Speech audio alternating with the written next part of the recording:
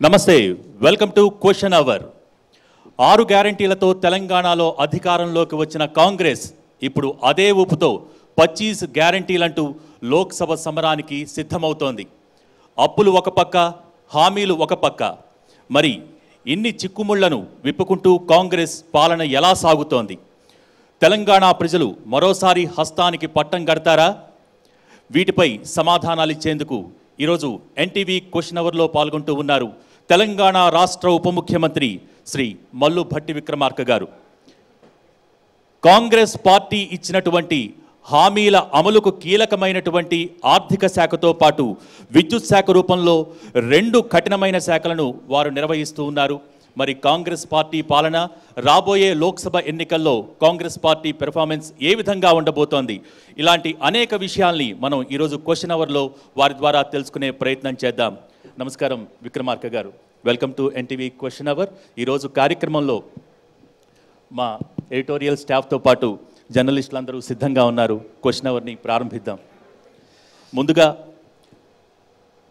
ప్రస్తుతం కాంగ్రెస్ పార్టీ అధికారంలోకి వచ్చింది 6 గ్యారంటీలతో.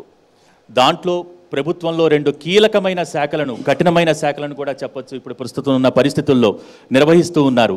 ఏంటి, ఏ విధంగా ఉంది 2 శాఖల పరిస్థితి, ఆర్థిక శాఖ, విద్యుత్ శాఖ? ముందుగా అందరికీ నమస్కారం. ముఖ్యంగా ఎన్టీవీ సిబ్బందికి, శ్రోతలకు కూడా నా హృదయపూర్వకమైనటువంటి నమస్కారాలు.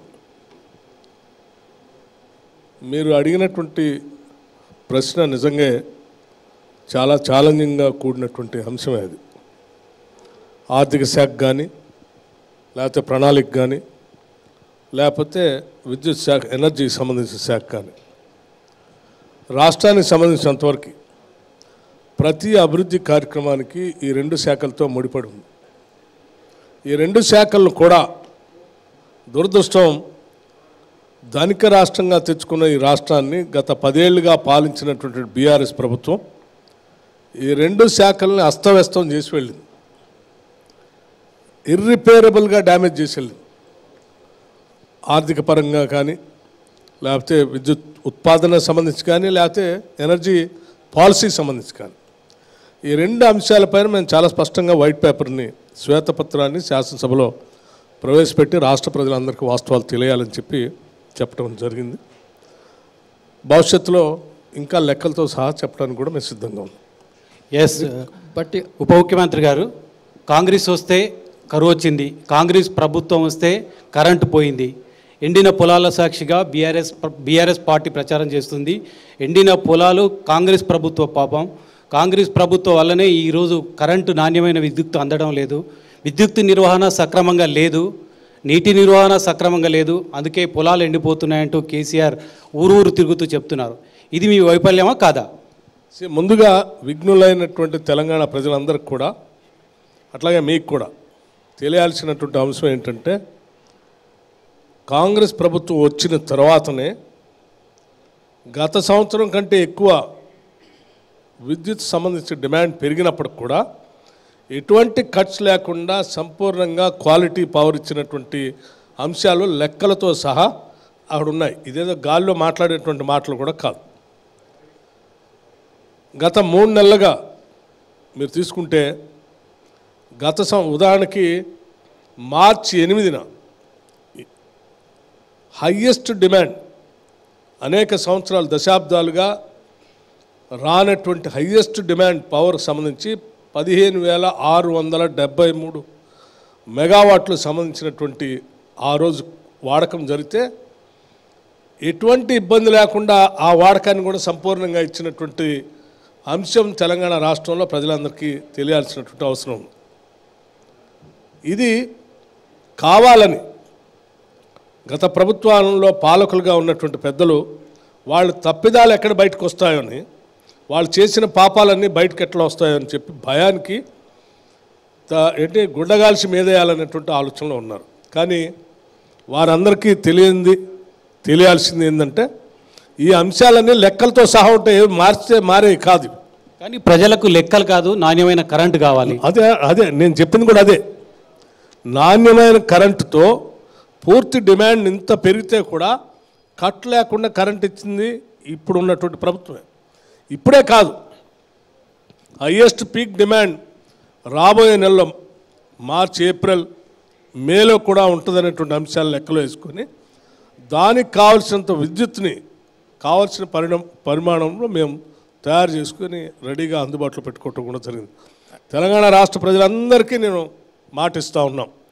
కాంగ్రెస్ ప్రభుత్వం తరఫున మా రాష్ట్ర మంత్రివర్గం పూర్తిగా అందరి తరఫున మాటిస్తూ ఉన్నాం.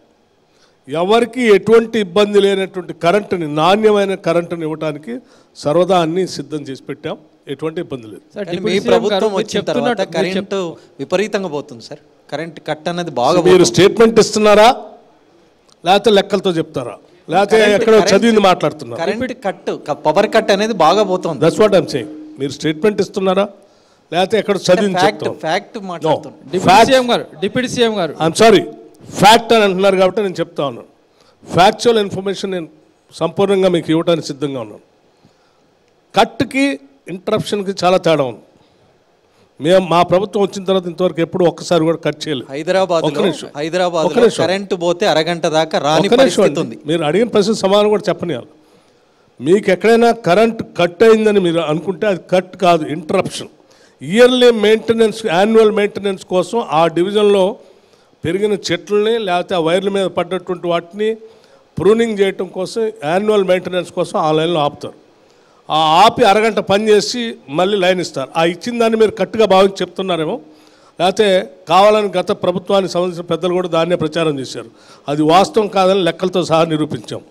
ఇంతేకాదు, మొన్న సూర్యాపేటలో మాజీ ముఖ్యమంత్రి గారు ఆడికి వెళ్ళి ప్రెస్ మీట్ పెట్టి ఆయన కూడా ఇదే చెప్పాడు. నేను మాట్లాడుతూ ఉంటే కరెంటు పోయిందని.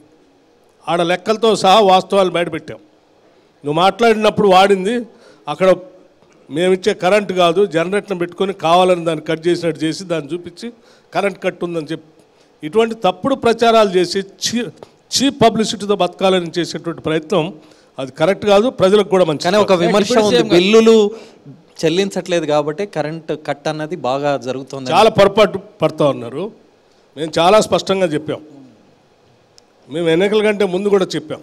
200 యూనిట్ల వరకు ఉచితంగా కరెంట్ ఇస్తామని చెప్పాం. 200 యూనిట్లు వాడుకునేటువంటి వాళ్ళందరికీ ప్రజాపాలన పెట్టి మీరు అప్లికేషన్స్ కూడా పెట్టుకోండి అని కూడా చెప్పాం. అలా అప్లికేషన్లు పెట్టుకున్నటువంటి వాళ్ళందరికీ 200 యూనిట్ల వరకు ఉచితంగా కరెంట్ ఇవ్వటమే కాకుండా క్వాలిటీ కరెంట్ కూడా ఇస్తున్నాం, జీరో బిల్తో సహా. డిప్యూటీ సీఎం గారు, మీరు చెప్తున్నట్టు ఇంటరప్షన్కి ప్రకటన చేశామని చెప్తున్నారు. కానీ ఇంటరప్షన్కి పవర్ కట్కి చాలా కొంత తేడా ఉందనుకుంటాం. ఎందుకంటే రాత్రిపూట ఇంటరప్షన్కి సంబంధించిన వర్క్స్ ఎక్కడ జరగవు కదా, రాత్రిపూట కూడా పవర్ కట్స్ ఉంటున్నాయి. పల్లెల్లో అయితే పరిస్థితి దారుణంగా ఉందని ప్రతిపక్షాలు చెప్తున్నారు, మేము చెప్పట్లేదు. 100% క్వాలిటీ పవర్ ఇస్తూ ఉన్నాం మేము, ఎక్కడా లేదు. మీరు ఇంటరప్షన్ ప్రకటనలు ఇచ్చారు. ఎక్కడైనా అటువంటిది అని ఉంటే ఇమ్మీడియట్గా మా అంటే ప్రభుత్వ దృష్టికి తీసుకొని రావడం కోసం కావాల్సిన విధంగా మేము అనౌన్స్మెంట్ కూడా చేశాం. ఆ ఏరియాలో ఉన్నటువంటి ఎస్సీలకు కానీ లేకపోతే అక్కడ ఉన్నటువంటి మా ఎండీస్ కానీ సిఎండీస్ కూడా చాలా స్పష్టంగా ఇచ్చి రోజుకు 2-3 సార్లు కంటిన్యూస్గా రివ్యూ చేసుకుంటూ క్వాలిటీ పవర్ ఇవ్వని చెప్పాం. ఎక్కడ కరెంట్ కట్ ఉండదు, క్వాలిటీ పవర్ ఇస్తాం. ఇది మా అష్యూరెన్స్ కూడా.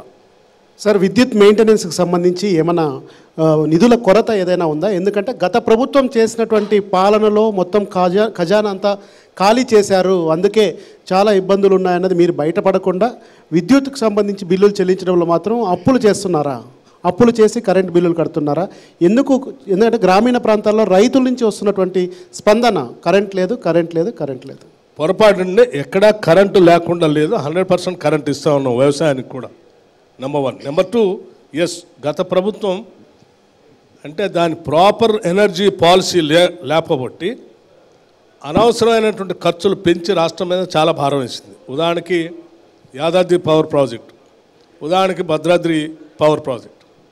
వారు మొదలుపెట్టినప్పుడు 20,000 కోట్లు, ఇప్పుడు అది 30,000 కోట్లకు తీసుకొచ్చారు. ఇంకో 5 సంవత్సరాలు 2 సంవత్సరాలు పోతే అది 40,000 కోట్లు కూడా దాటవచ్చు. అంతా అన్ప్లాన్డ్గా, అంటే ప్రపంచం అంతా కూడా కొత్త ఎనర్జీకి వెళ్ళి ఎత్తుక్కుంటూ ఉంది ఆల్టర్నేటివ్ ఎనర్జీ కోసం. సోలరైజేషన్ కానీ, హైడల్ పవర్ కానీ, లేకపోతే విండ్ పవర్ కానీ, లేకపోతే ఇతరత్ర బండిల్ పవర్ అని కొత్త విధానం కానీ, ఇవన్నీ తెచ్చుకుంటున్నటువంటి పంప్ స్టోరేజ్తో తెచ్చుకునేటువంటి పవర్ కానీ, తక్కువ ధరకి తెచ్చుకునేటువంటి పవర్కి వెళ్ళి టెక్నాలజీని అభివృద్ధి చేసుకొని ప్రపంచం అంతా అడ్డుపోతూ ఉంటే వీరు గత 10 ఏళ్ళు వాటిని మర్చిపోయి పూర్తిగా ఎనర్జీ పాలసీయే లేకుండా కేవలం థర్మల్ పవర్ మీద అటు భద్రాద్రి సబ్ క్రిటికల్ టెక్నాలజీతో వెనకబడిపోయినటువంటి టెక్నాలజీ ఆడదీసుకొచ్చి పెట్టాడు. ఇక్కడ 350 కిలోమీటర్ల పైబడి ట్రాన్స్పోర్టేషన్ కోల్ ట్రాన్స్పోర్టేషన్ పెంచి విపరీతమైన భారం పడేటట్టు యాదాద్రి పవర్ పెట్టారు. మీరు ఈ రెండింటి వల్ల ఒక పక్కన ఈ భారంతో పాటు ఈ రెండు కూడా అప్పులు తీసుకొచ్చాయి. మళ్ళీ ఇదే 35,000 కోట్లు, అది ఒక 20-25,000 కోట్లు. ఈ రెండింటితో పాటు వాళ్ళు పవర్ కొన్నది కూడా ఒక్కోసారి నేను ఆ లెక్కలు తీశాను, 20 రూపాయలు పర్ యూనిట్ కూడా కొన్నారు. 20 రూపీస్ అండ్ పర్ యూనిట్. ఆ భారం అంతా ఈరోజు రాష్ట్ర ప్రజల మీద పడతాం. సో ఇవన్నీ ఆలోచన సక్రమంగా ఉండి ప్రజలకు తక్కువ ధరకి కరెంట్ ఇవ్వాలనేటువంటి ఆలోచన ఉన్నట్లయితే కొత్త అవెన్యూస్ ఏమున్నాయి, తక్కువ ధరకు ఎక్కడ దొరుకుతుంది అనే దాని మీద దృష్టి పెట్టి తీసుకొచ్చి పవర్ ఇచ్చేవాడు. అవి చేయలేవాడు. గత ప్రభుత్వం అప్పులు చేసిందని చెప్తున్నారు. మీరు వచ్చిన 4 నెలల కాలంలో 17,618 కోట్లు అప్పు చేశారు. రోజుకు కనీసం 207 కోట్లు మీకు కిస్తీలు కట్టవలసిన సిచ్యువేషన్ వచ్చింది. అదేవిధంగా 6,000 కోట్లు అప్పుల కిస్తీలు కడుతున్నారు. ఒకవైపు బీఆర్ఎస్ ప్రభుత్వం అప్పులు చేసింది, ఆ భారం వల్లనే ఈరోజు 6 గ్యారంటీలు అమలు చేయలేకపోతున్నామని చెప్తున్న మీరు ఈ 4 నెలల కాలంలో 17,618 కోట్లు ఎందుకు అప్పులు చేయాల్సి వచ్చింది? దయచేసి మీరు మంచి ప్రశ్న అడిగారు. ఈ 3 నెలల్లో మీరు చెప్పినటువంటి సంఖ్య కొంత ట్రై టు కరెక్ట్ ఇట్. 17,618 కోట్లు మేము ఈ 3 నెలల్లో తిరిగి బ్యాంకులు కట్టింది 26,374 కోట్లు, 26,374 crores. ఈ 3 నెలల్లో అప్పు వడ్డీ రూపేణా ఈ ప్రభుత్వం గత ప్రభుత్వాలు చేసిన బకాయిలు చెల్లించడానికి కట్టింది. దాంతోపాటు కేవలం 3 నెలల్లో వీటన్నిటిని సిస్టమటైజ్ చేసి అత్యంత ప్రాధాన్యత రంగంలో ఉన్నటువంటి వాళ్ళకి చేసుకుంటూ పోయి 66,507 కోట్లు శాలరీస్ రాష్ట్ర ప్రభుత్వ ఖర్చుల కోసం ఖర్చు పెట్టాం.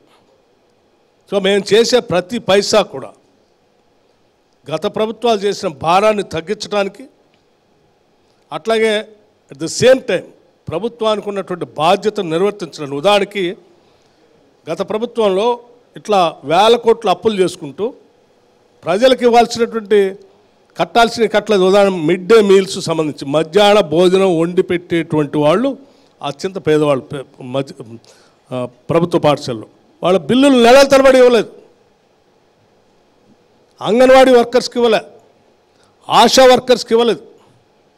అట్లాగే సమాజంలో ఉన్నటువంటి సగభాగం ఉన్న మహిళలకి, ఐకేపీ వాళ్ళకి వడ్డీ లేని రుణాలు ఇవ్వలేదు. మేము వచ్చిన తర్వాత స్ట్రీమ్లైన్ చేసి ఉన్న అప్పుల్ని, ఆ అప్పులకు సంబంధించిన వడ్డీల్ని జాగ్రత్త కట్టుకుంటూనే వీటన్నిటిని అత్యంత ప్రాధాన్యతగా తీసుకొని వీటన్నిటి చేసుకుంటూ వచ్చాం. మీకు కొన్ని నెలల తరబడి ఇవ్వనటువంటి వాళ్ళకు కూడా స్వీపర్స్, స్కూల్లో ప్రతి ప్రభుత్వ పాఠశాలలో ఊడ్చేటువంటి స్వీపర్స్ కూడా కొన్ని నెలల తరబడి, బహుశా సంవత్సరం కూడా పైబడి ఉంటుంది, జీతాలు ఇవ్వనటువంటి పరిస్థితి. వాటన్నిటిని స్ట్రీమ్లైన్ చేసి జీతాలు ఇచ్చాను. హోమ్ గార్డ్స్కి జీతాలు ఇవ్వలేక కొన్ని నెలల తరబడి జీతాలు ఇచ్చాం. అంటే ఎందుకు ఇంత సిస్టమేటిక్గా డిసిప్లిన్డ్గా ఆర్థిక శాఖను ట్రాక్ మీద తీసుకొని వచ్చి ప్లస్ అప్పులు కట్టి ఇవన్నీ చేయకపోతే రాబోయే రోజుల్లో తెచ్చిన అప్పులు విపరీతమైన రేట్ ఆఫ్ ఇంట్రెస్ట్తో తెచ్చారు వాళ్ళు. కమర్షియల్ బ్యాంక్స్ నుంచి 11% to 11% పైబడి కూడా. సో వాటన్నిటిని జాగ్రత్త చేసుకుంటూ త్వరగా అప్పులు కట్టుతూ వీటన్నిటిని సరిచేయడం కోసం మేము చేసే ప్రయత్నం అంతా చేస్తూ ఉన్నాం. 3 నెలల్లో చేసిందంతా కూడా వీటి కోసమే. డిప్యూటీ సీఎం గారు, గత ప్రభుత్వ పాలన 9.5 ఏళ్ల పాలన సరిగ్గా లేదని మీరు చెప్తున్నారు పదే. 9.5 ఏళ్ల బీఆర్ఎస్ పాలన సరిగ్గా లేదు, అస్తవ్యస్తమైంది, రిపబుల్ డ్యామేజ్ జరిగిందని చెప్తున్నారు. మీకు అదే అంశంగా ఎన్నికల్లోకి వెళ్ళారు, ప్రజలు మ్యాండేట్ ఇచ్చారు, వచ్చి 100 days దాటింది కూడా.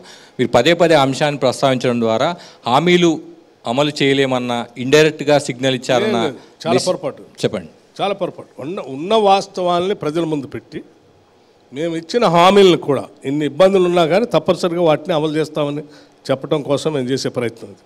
అంటే ఈ వాస్తవాలు ప్రజలు తెలియదు. ఇప్పుడు వారు అడిగారు ఒక ప్రశ్న, మీరు 3 నెలల 17,000 కోట్లు అప్పు చేశారు కదండి, కట్టిన డబ్బులు చెప్పట్లే వారు. మేము 26,374 కోట్లు తిరిగి అప్పు నేను ఆ ప్రిన్సిపల్ అమౌంట్ని అప్పు కట్టి రాష్ట్ర ప్రభుత్వం మీద భారం లేకుండా చేశాం. ఏ ప్రభుత్వం అయినా అప్పులు చేయని అనివార్యమైన పరిస్థితి ఉంటుందని చెప్తున్నాను. బీఆర్ఎస్ ప్రభుత్వం మీద మీరు ఆరోపణలు చేశారు, మీరు కూడా అప్పులు చేయాల్సి వచ్చింది. ప్రభుత్వ నిర్వహణకు ఖచ్చితమైన అప్పులు అవసరం. అప్పులు అవసరమే, కానీ ఆ అప్పులు సహేతుకంగా ఉండాలి, మోర్ మీనింగ్ఫుల్గా ఉండాలి, ఆస్తులు సృష్టించేటట్టుగా ఉండాలి.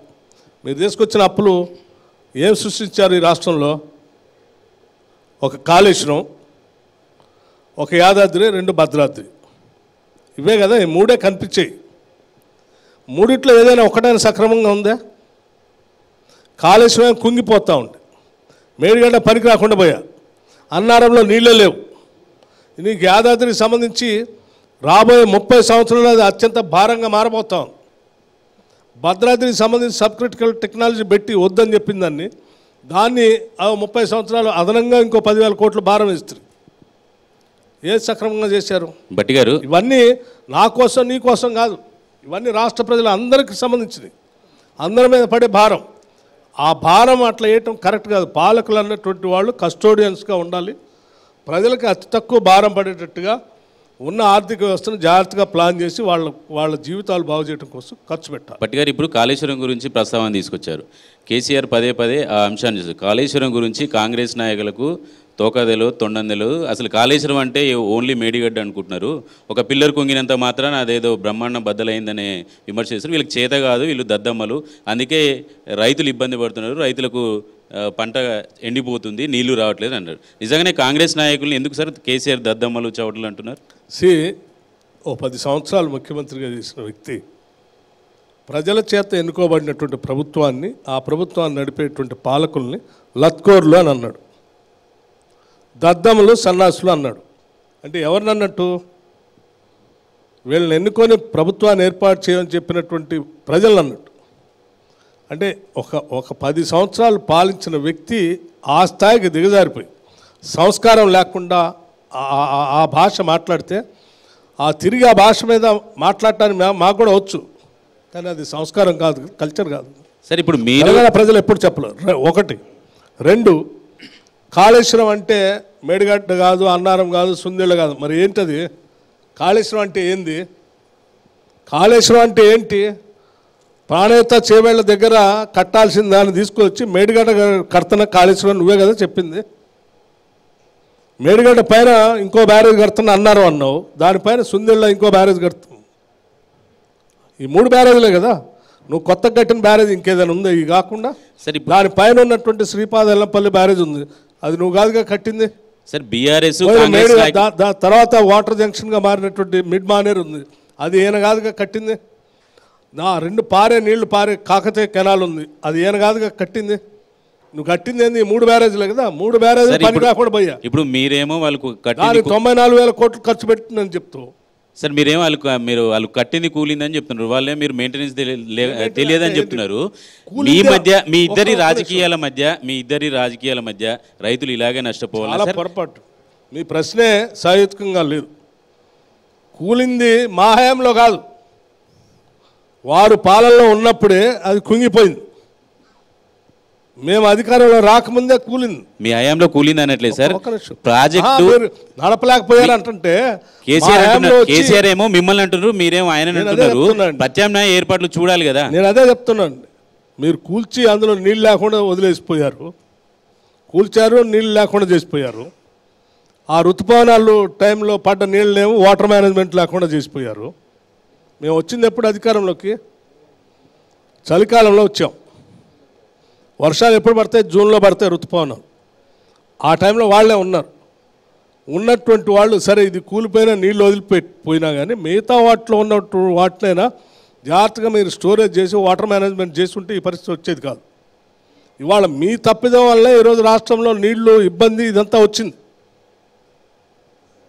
సార్, కూలిపోయినా కుంగిపోయినా ఈ మేడిగడ్డ ఈ కాళేశ్వరం ప్రాజెక్టులని అలాగే చూపిస్తూ అలాగే వాటిని ఉంచి రిపేర్ చేయకుండా కేసీఆర్ని నిరంతరం దోషిగా చూపించే ప్రయత్నం ఏమన్నా కాంగ్రెస్ పార్టీ చేయాలనుకుంటుందా?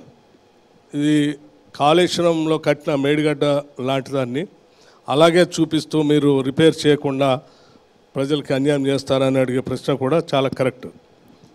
కాళేశ్వరం కట్టినటువంటి బ్యారేజ్ ఏదో చిన్న ఆషామాషి చిన్న గోడ కాదు. ఏమంటే ఆయన మా ముఖ్యమంత్రి రేవంత్ రెడ్డి గారు పోయి తట్టాపట్ట తీసుకొని పోయి ఆడ సిమెంట్ వేయటానికి. It's a big barrage. దానికి సంబంధించిన టెక్నికల్గా నాలెడ్జ్ ఉన్నటువంటి ఇంజనీరింగ్ వ్యవస్థ రావాలి, వాళ్ళు ఎగ్జామిన్ చేయాలి, చేసి వాళ్ళు చెప్పినటువంటి సజెషన్స్ ప్రకారం మనం చేస్తేనే అది నిలబడుతుంది. లేకపోతే కేసీఆర్ గారు కాళేశ్వరం కట్టినట్టే ఉంటుంది. మేము మళ్ళీ ఆ తప్పిదం చేయదలుచుకోవాలి. కాళేశ్వరం ఫెయిల్యూర్ ఎంతవరకు వెళ్తుంది? ఎవడో ఇంజనీర్ తప్పు చేస్తే లొల్లు పెడతా కాంగ్రెస్ పార్టీ మా మీద వేస్తుందా అని అంటున్నారు. ఇది ఖచ్చితంగా చెప్పండి, కేసీఆర్ ఫాల్ట్ అయినా కేసీఆర్నే మీరు దోషిగా నిలబెట్టబోతున్నారా? అందుకే మేము డ్యామ్ సేఫ్టీ అధికారులని రమ్మన్నాం, టెక్నికల్ ఎక్స్పర్ట్స్ని ఎగ్జామిన్ చేయమని చెప్పాం. మీరు చెప్పినటువంటి సలహా సూచనల ప్రకారం ఇంజనీరింగ్ వ్యవస్థ ఏ సలహా సూచనలు చేస్తుందో దాని ప్రకారం దాన్ని రిపేర్ చేసి నిలబెట్టే ప్రయత్నం మేము చేస్తాం ప్రభుత్వ పరంగా. ఇది మొదటి సమాధానం. రెండో సమాధానం, నిజంగా కేసీఆరే కారణం అంటే డెఫినెట్గా నేను అంటాను ఆయనే కారణం. ఎందుకనంటే అంతకుముందు ఇదే గోదావరి నది పైన అందుబాటులో ఉన్నటువంటి హయ్యెస్ట్ పాయింట్ అక్కడ ప్రాణేత చేవల దగ్గర, బాబాసాహెబ్ అంబేద్కర్ ప్రాణేత చేవల దగ్గర, తొమ్మిడిహట్టి దగ్గర 152 మీటర్స్ కట్టుకోవడానికి అవకాశం ఉంది. ఆ నీళ్ళని గ్రావిటీ ద్వారా తెచ్చుకుంటే మీకు శ్రీపాద ఎల్లంపల్లి నుంచి ఆ ఎల్లంపల్లి నుంచి వాటర్ జంక్షన్గా ఉండేటువంటి మిడ్ మ్యానర్లు వేసుకోవచ్చు, కాకతీయ కెనాల్ వేసుకోవచ్చు, తద్వారా కింద తీసుకొని పోవచ్చు, ఈజీగా అయిపోయే ప్రాజెక్ట్ అని చెప్పి అప్పుడు ఉన్నటువంటి ఇంజనీర్లు చెప్తే అది కాదు, నేను డిజైన్ చేస్తున్నా, నేనే కుర్చీ వేసుకొని నేను కట్టిస్తున్నా, నువ్వు కట్టిస్తే అట్లా అయిపోయా. ఇంజనీర్లు కడితే అట్లా వేరే రకంగానే ఉండేది. దోషి కేసీఆరేనా? మరి ఎవరు బాధ్యత వహించాలి? అంటే ఎంతవరకు వెళ్తారు? ఈ పెద్ద ప్రాజెక్టు 94,000 కోట్ల రూపాయలతో కట్టి తెలంగాణ ప్రభుత్వాన్ని అప్పుల్లోకి నెట్టిందని మీరు చెప్తా ఉన్నారు కదా పదే. వాస్తవమే కదా. ఇప్పుడు నేను చెప్పిన వాస్తవం లేదు. ఎంతవరకు వెళ్తారు ఈ దీంట్లో? ఒకటి రిపేరు, నెక్స్ట్ దీనికి బాధ్యులైన కేసీఆర్ విషయంలో ఎంతవరకు మీ ప్రభుత్వం ముందుకెళ్ళగలుగుతుంది? అందుకోసం కేవలం బెదిరిస్తారా, భయపెట్టడానికి మాత్రమే దీన్ని వాడుకుంటారా, చివరి వరకు దీన్ని తేల్చే వరకు వెళతారా, ఎవరైతే బాధ్యులై ఉన్న వాళ్ళు ఉన్నారో వాళ్ళ అంతు తేలుస్తారా అనేది బయట నడుస్తూ ఉంది. చాలా పొరపాటు. మేము అంత చీప్ జిమ్మిక్స్ చేసి చీప్ రాజకీయాలు చేసేటువంటి వాళ్ళం కాదు. బాధ్యతతో ప్రభుత్వాన్ని నడిపినటువంటి వ్యక్తులుగా, కాంగ్రెస్ పార్టీకి సంబంధించిన వ్యక్తులుగా జరిగినటువంటి నష్టాన్ని టెక్నికల్ ఎక్స్పర్ట్స్ని పిలిపించి దాన్ని సరిచేయటం కోసం మా ప్రయత్నం అంతా చేస్తాం. భట్టి గారు, నంబర్ 1. ఆ తర్వాత దానికి ఖర్చు అవసరమైతే రిపేర్ చేసి నిలబెట్టడానికి ఎంత ఖర్చు అవుతుందో దాన్ని కూడా ఈ ప్రభుత్వం భరించడానికి కూడా సిద్ధంగా ఉంది. కాకపోతే ఇవన్నీ నిర్ణయాలు చేయాల్సింది ఎవరు? Technical experts. వాళ్ళు ఇచ్చిన రిపోర్ట్ అనుగుణంగా చేస్తాం. రెండో ప్రశ్న, మీరు ఎంతసేపటికి చెప్పేసి కక్ష తీసుకోవడానికి ప్రయత్నం నో. మీరు దీని మీద ఏం చెబుతాయి? మేము కూడా ఏం చేయమండి, మేమేం చేయం. మేము జ్యుడిషియల్ ఎంక్వైరీ చేసాం. చట్టసభలో ఇచ్చిన మాట ప్రకారం వాళ్ళు అడిగారు, మేము మాట ఇచ్చాం, జ్యుడిషియల్ ఎంక్వైరీ చేసాం. ఎంక్వైరీ నీకు తెలుస్తుంది ఎవరి దోషులు ఏంటి, ఎక్కడ పొరపాటు జరిగిందని వాళ్ళు తెలుస్తారు. ఇంజనీరింగ్ వ్యవస్థ ఏమో టెక్నికల్గా ఏం చేయాలా, ఎక్కడ పొరపాటు జరిగింది వాళ్ళు తెలుస్తారు. సార్, జ్యుడిషియల్ తేలిన తర్వాత ప్రభుత్వ పరంగా అది ప్రజల ముందు నుంచి నిర్ణయం చేస్తాం. సార్, జ్యుడిషియల్ ఎంక్వైరీ కోసము ఒక జడ్జిని నియమించడానికే 3 నెలలు టైం పట్టింది. ఎన్డీఏసీఏనేమో ఏం జరిగిందో తేల్చడానికి 2 నెలలు టైం తీసుకుంది. ఈ విచారణ ఎప్పుడు మొదలవుతుంది? నేషనల్ డ్యామ్ సేఫ్టీ అథారిటీ ఎప్పుడు రిపోర్ట్ ఇస్తుంది? మీరు అధికారంలోకి వచ్చిన తర్వాతనే కదా సార్, వచ్చిన తర్వాత నిర్ణయం తీసుకున్నారు. జడ్జిని మొన్ననే అపాయింట్ చేశారు. ఇప్పటి వరకు ఎలాంటి ప్రాసెస్ చేయలేదు. నెల 15 రోజులు పైన అవుతుంది సార్. ఇప్పటి వరకు ఏం విచారణ ఏం మొదలు కాలేదు కదా. చేసే పని వాళ్ళు చేస్తూనే ఉన్నారు. విచారణ టైమే ఇంత తీసుకుంటే విచారణ పట్టిందని 3 నెలల కంటే ముందే ఇస్తాం. సారీ, 3 నెలలు 4 నెలలు మీరు చెప్పినట్టు ఇంతవరకు విచారణే స్టార్ట్ కానప్పుడు కరెక్ట్ కాదు. రెండింటికి కరెక్ట్గా పవర్ సెక్టర్కి వేసాం, ఇరిగేషన్ సంబంధించినటువంటి వాళ్ళకి వేసాం. వాళ్ళ పని వాళ్ళు మొదలు పెట్టారు కూడా. విచారణ జరుపుతున్నారు సార్, మొదలు పెట్టారు. వాళ్ళ పని వాళ్ళు చేస్తూనే ఉన్నారు. సార్, రాష్ట్రంలో నీటి కొరత అనేది ఎక్కువగా కనిపిస్తుంది. ముఖ్యంగా హైదరాబాద్ లాంటి మహానగరంలో వాటర్ రీసోర్సెస్ అంతా కూడా తగ్గిపోతుంది. దానికి ఆల్టర్నేట్గా గవర్నమెంట్ ఏం చేయబోతుంది? ముఖ్యంగా ఇక్కడ ఎప్పుడు కూడా హైదరాబాద్లో గత తెలంగాణ ఏర్పడినప్పటి నుంచి కూడా వాటర్ ఎప్పుడు ఇబ్బంది కాలేదు. ఇప్పుడు ఎందుకు ఇబ్బంది అవుతుంది? దాని ప్రత్యామ్నాయాలు ఏం చేస్తుంది గవర్నమెంట్? అమ్మ, ఇప్పుడే మనం మాట్లాడుకున్నాం కూడా, మంచినీటి ఎద్దడికి సంబంధించి హైదరాబాద్ నగరానికి ఎటువంటి కొరత రానియకుండా తీసుకోవాల్సిన జాగ్రత్తలన్నీ తీసుకున్నాం. దానికి కావాల్సిన ఆర్థికపరమైనటువంటి అవసరాలకు సంబంధించిన డబ్బును కూడా డిపాజిట్ చేసి పెట్టి ఆయా కలెక్టర్స్ దగ్గర హైదరాబాద్లో జిహెచ్ఎంసీ వాళ్ళకి సంబంధించి మెట్రో వాటర్ వర్క్స్ సంబంధించి వాళ్ళకి కావాల్సిన నిధులు కూడా సమకూర్చి పెట్టాం. నేను హైదరాబాద్ నగర ప్రజలందరికీ మీ ఎన్టీవీ ద్వారా మాటిస్తా ఉన్నాం, ఎవరికి మంచినీటి ఎద్దడి రాకుండా చూసే బాధ్యత మాది. నంబర్ 1. సరే, దీనికి కారణం ఎవరు అంటారా, మీరే అంటే సరే దానికి సమాధానం నేను చెప్తాను.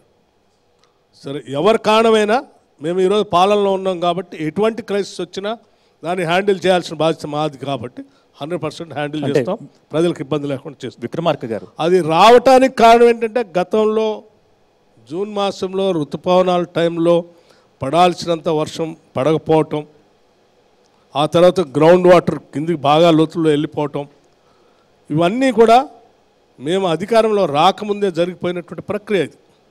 ఇది వాస్తవం, ఇది హిస్టరీ కదా, దీన్నే మేము మార్చేది కాదు కదా. సో ఈ 2 పరిస్థితులను మాకు సంపూర్ణంగా అర్థం చేసుకున్నాం కాబట్టి మేము ఈరోజు ఆదిలాబాద్ నుంచి ఖమ్మం వరకు ఎక్కడా కూడా నీటి ఎద్దడి లేకుండా ఉండేటట్టుగా కావాల్సిన చర్యలను తీసుకున్నాం. అంటే విక్రమార్క గారు, ఇక్కడ ఒక ముఖ్యమైన విషయం మీ దృష్టికి తీసుకురావాలి. కొరత అనేది ఎవరు మనం సృష్టించాం, అది ప్రకృతి. కానీ ఇప్పుడు మంచినీటి కొరత వచ్చింది. చాలా చోట్ల మంజీరా వాటర్ అనేది రావట్లేదు అనేది బస్తీలో చెప్తున్న మాట. అంటే గేటెడ్ కమ్యూనిటీస్కి వెళ్ళినంత వాటరు బస్తీలకు రావట్లేదని చెప్తున్నారు. దీనిపైన ఏమన్నా దృష్టి పెట్టారా మీరు? మేము అసలు ఇటువంటి సమస్య వస్తుందని తెలిసే నెలన్నర ముందే రివ్యూలు మొదలుపెట్టాం కూడా. డ్రింకింగ్ వాటర్ సంబంధించి సంపూర్ణమైనటువంటి రివ్యూ చేయటమే కాకుండా ఆయా అధికారులకు బాధ్యత కూడా అప్పచెప్పి వాళ్ళకి కావాల్సిన ఫైనాన్షియల్ ఆయా స్టేజ్లో తీసుకోవాల్సిన నిర్ణయాలకు సంబంధించి కూడా నిధులు వాళ్ళకి అలాట్ చేసాం. పవర్స్ ఎక్కడా ఎటువంటి ఇబ్బంది లేదు. ఎవరికైనా ఎక్కడైనా ఏ ప్రాంతంలోనైనా నీళ్లు రాకపోతే దానికి కావాల్సినటువంటి టోల్ ఫ్రీ నెంబర్ కూడా ఇచ్చాం. నీళ్లు వెంటనే అందించడానికి ప్రభుత్వం సిద్ధంగా ఉంది. No problem at all. Sir, deputy CM గారు కాళేశ్వరం మీద జ్యుడిషియల్ ఎంక్వైరీ చేస్తారని చెప్తున్నారు. దానికి కట్ ఆఫ్ టైం పెట్టలేదు. అంటే అది ఎప్పటివరకు కొనసాగుతుంది? మీరు అధికారం ఉన్నంత కాలం కొనసాగుతుందా, లేకుంటే దానికి కట్ ఆఫ్ టైం అని పెట్టారా? ఎప్పటివరకు నివేదికమని చెప్తారు? దాని మీద ఎప్పుడు మీరు యాక్షన్ తీసుకుంటారు?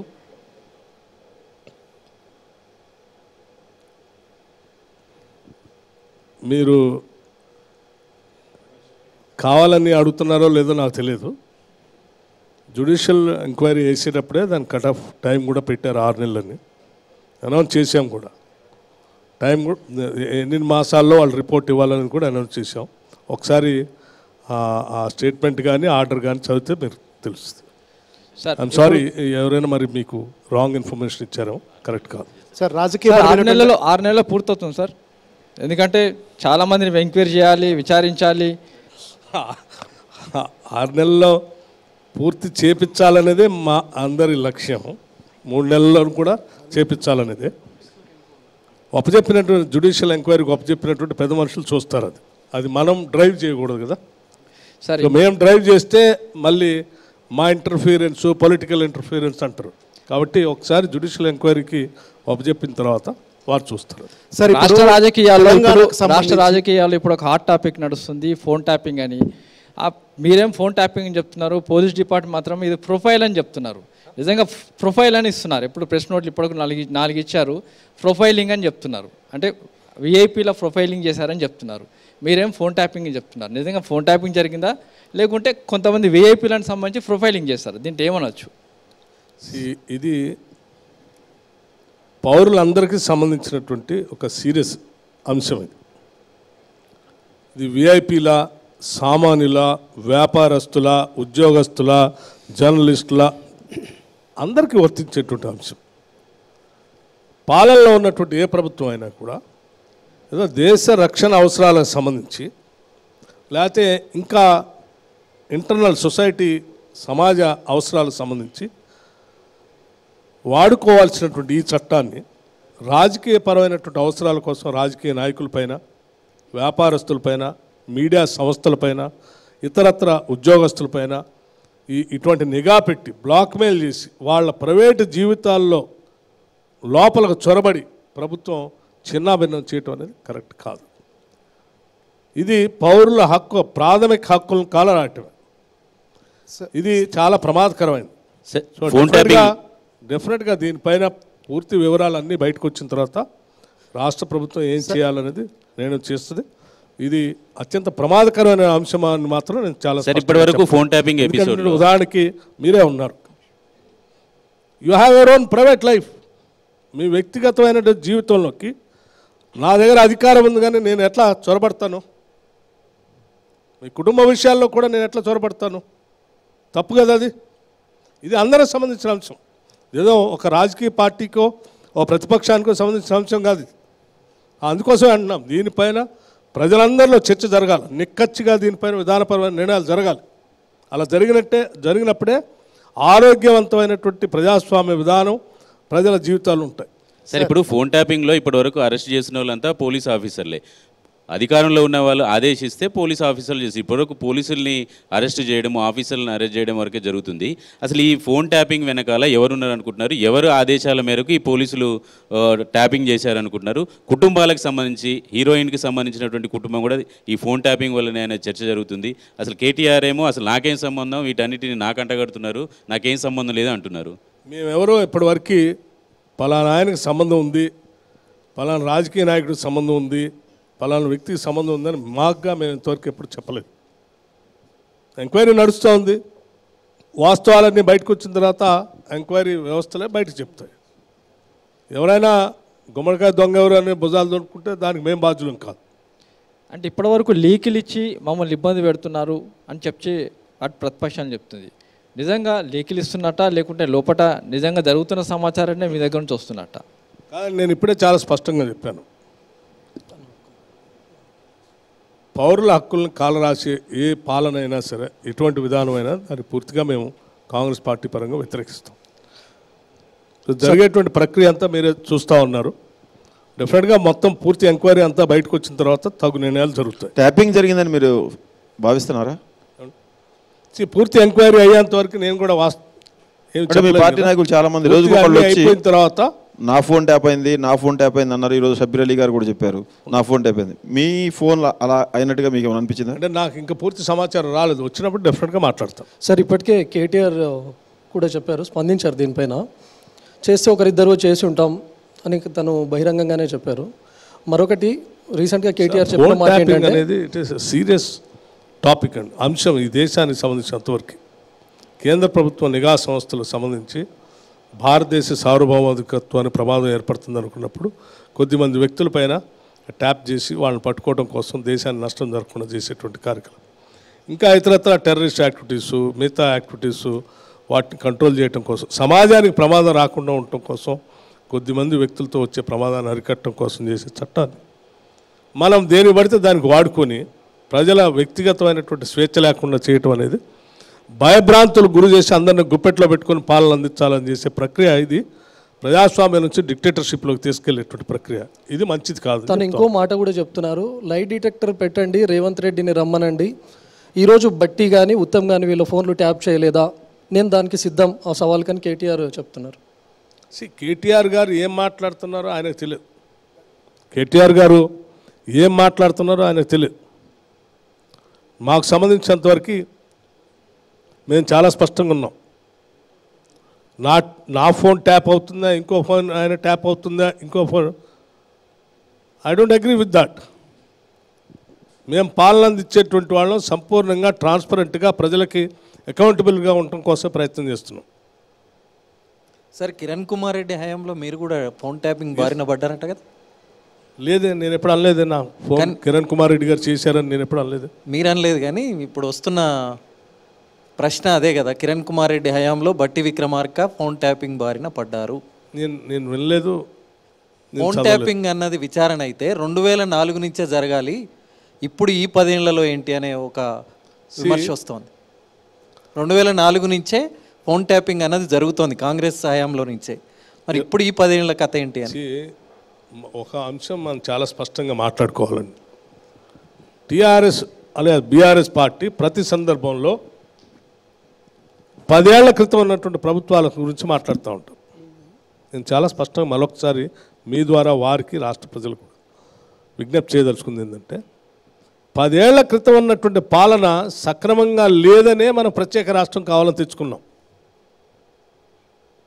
అది బాగుంటే ఇంత ఉద్యమం వచ్చేది కాదు. ఈ ఉద్యమంలో కాంగ్రెస్ పార్టీ బలమైన నిర్ణయం తీసుకొని ప్రత్యేక రాష్ట్రం కావాలని ఇచ్చేవాళ్ళం కాదు.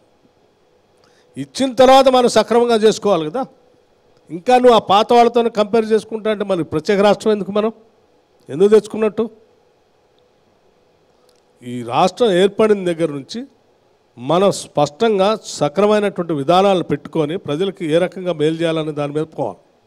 డిప్యూటీ సీఎం గారు అంటే చూస్తుంటామంటే మామూలుగా ప్రభుత్వాలు ఎంక్వైరీలు ఆదేశిస్తుంటుంది, అవి కొనసాగుతుంటే లాజికల్ ఎండ్ అనేది ఉండదు. మీరు ఇప్పుడు ఫోన్ ట్యాపింగ్ సంబంధించి దాన్ని టచ్ చేశారు, గతంలో మీరు అలిగేషన్ చేశారు. ఈ కేసు అనేది మీ ప్రభుత్వంలో లాజికల్ ఎండ్కు వెళ్తుంది, ఖచ్చితంగా ఎవరైతే దానికి సంబంధించి దాని వెనుక ఉన్నారో చివరి వరకు వాళ్ళు బిహైండ్ బార్స్ తీసుకెళ్తామని గట్టిగా చెప్తారా? చట్ట ప్రకారం ఈ ఎంక్వైరీ నడిచిన తర్వాత చట్ట ప్రకారం తగిన చర్యలు అయితే స్పష్టంగా ఉంటాయి. ఎవరైతే దీంట్లో బాధ్యులుగా ఉంటారని తేలుతుందో వాళ్ళపైన చట్ట ప్రకారం చర్యలు ఉంటాయి. సో భట్టి గారు, కాంగ్రెస్ ప్రభుత్వం అభద్రతలో ఉందా? ఎవరన్నా కూల్చేస్తారని కానీ ఈ ప్రభుత్వం కూలిపోద్దని కానీ భయము ఏమైనా ఉందా? దురదృష్టం ఏంటంటే ఇప్పుడున్నటువంటి ప్రతిపక్షం బీఆర్ఎస్ పార్టీ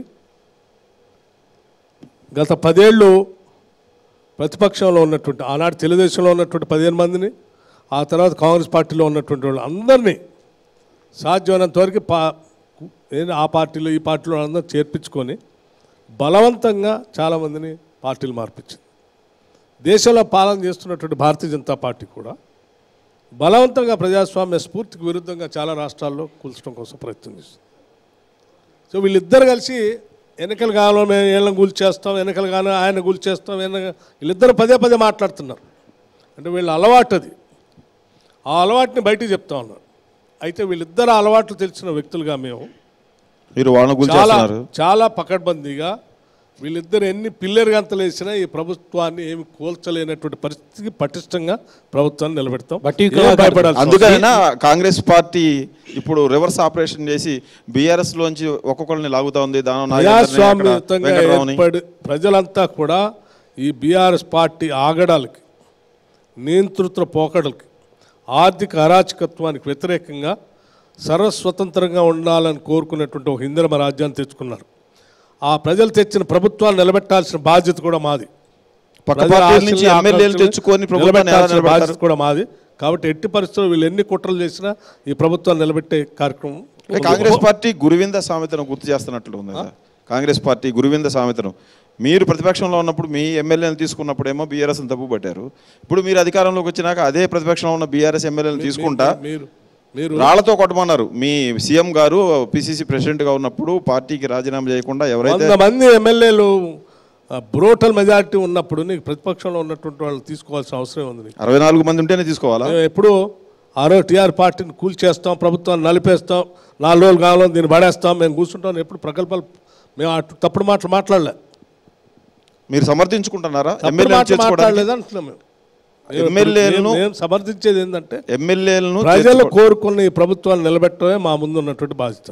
నిలబెడతాం. ప్రజలు కోరుకున్నారు 64 మంది కాంగ్రెస్ ఎమ్మెల్యేలని, సిపిఐ మీ కూటమిలో వాళ్ళని అందరితో సంతృప్తి పడకుండా బీఆర్ఎస్ను కబళించడమో లేకపోతే ఇంకో పార్టీని కబళించడం మీకు బీఆర్ఎస్కి తేడా ఏముంది? మేము ఎవరిని ఏ బీఆర్ఎస్ నాయకుల్ని కానీ ఏ శాసనసభ్యుల్ని కానీ బలవంతంగా వచ్చి ఫోన్ ట్యాపింగ్ లాంటివి చేసి బ్లాక్మెయిల్ చేసి లేకపోతే ఇంకా ఒత్తిడి చేసి ఎవరిని వచ్చి తీసుకొని వచ్చి జాయిన్ కమ్మని చెప్పట్లేదు. అంటే జాయినింగ్కి బట్టి గారికి సంబంధం లేదా? మీరు చెప్పట్లేదని చెప్పాను నేను. 2018లో వాళ్ళే బట్టి గారు గెలిచిన అంటే ఎన్నికలు అయ్యి 1 నెల కూడా కాలేదు. ప్రజాస్వామ్యయుతంగా ప్రభుత్వం ఏర్పడి ప్రజలు ఎన్నుకుంటే దాన్ని కూల్చేస్తాం అంటే వాళ్ళ ఎమ్మెల్యేలే వాళ్ళు చెప్పిన మాటలు తప్పని చెప్పి అందులోంచి బయటకు బట్టి విక్రమార్క గారు 2018లో మీరు విపక్ష నేతగా, ఒక దళితుడు విపక్ష నేతగా ఉంటే నచ్చని కేసీఆర్ విపక్ష నేత లేకుండా చేయడానికి 12 మంది కాంగ్రెస్ ఎమ్మెల్యేలను తన పార్టీలో చేసుకొని విపక్ష హోదా కోల్పోయేటట్లు చేశాడని కాంగ్రెస్ పార్టీ ఆరోపించింది, మీరు ఆరోపించారు. ఇప్పుడు రివెంజ్ తీర్చుకుంటున్నారా కేసీఆర్ మీద? 39 మంది ఎమ్మెల్యేలో మీ పార్టీలో మెజారిటీ ఎమ్మెల్యేలను మీ పార్టీలో చేసి అదే ప్రతిపక్ష నేత హోదా కేసీఆర్కి లేకుండా చేయాలని ప్రతీకారంతో రాజకీయాలు చేస్తున్నారా? మాకెప్పుడు ప్రతీకార స్వేచ్ఛ అంటే ఆ ప్రతీకారం తీసుకోవాలనే ఆలోచన ఎప్పుడు మాకు లేదు. మేము చాలా వి రెస్పెక్ట్ డెమోక్రసీ. ప్రభుత్వం ఉండాలి, ప్రతిపక్షం కూడా ఉండాలని కోరుకునేటువంటి వాడు. ఈ రెండిట్లో ఏ ఒక్క అంగం లేకపోయినా కానీ ఇది ప్రజాస్వామ్యానికే ప్రమాదం. కాబట్టి మేము ఎప్పుడు కూడా అటువంటి ఆలోచన చేయదలుచుకోలేదు. ఒకటి. రెండు, నేను ఎల్ఓపిగా ఉన్నప్పుడు నేనెప్పుడు నీ ప్రభుత్వాన్ని కూల్చేస్తా, నెల రోజులు కావాలని కూల్చేస్తా, నేను వచ్చి కూర్చుంటాను ఎప్పుడు చెప్పలేదు. చాలా కన్స్ట్రక్టివ్ అపోజిషన్గానే మేము నడిపాం.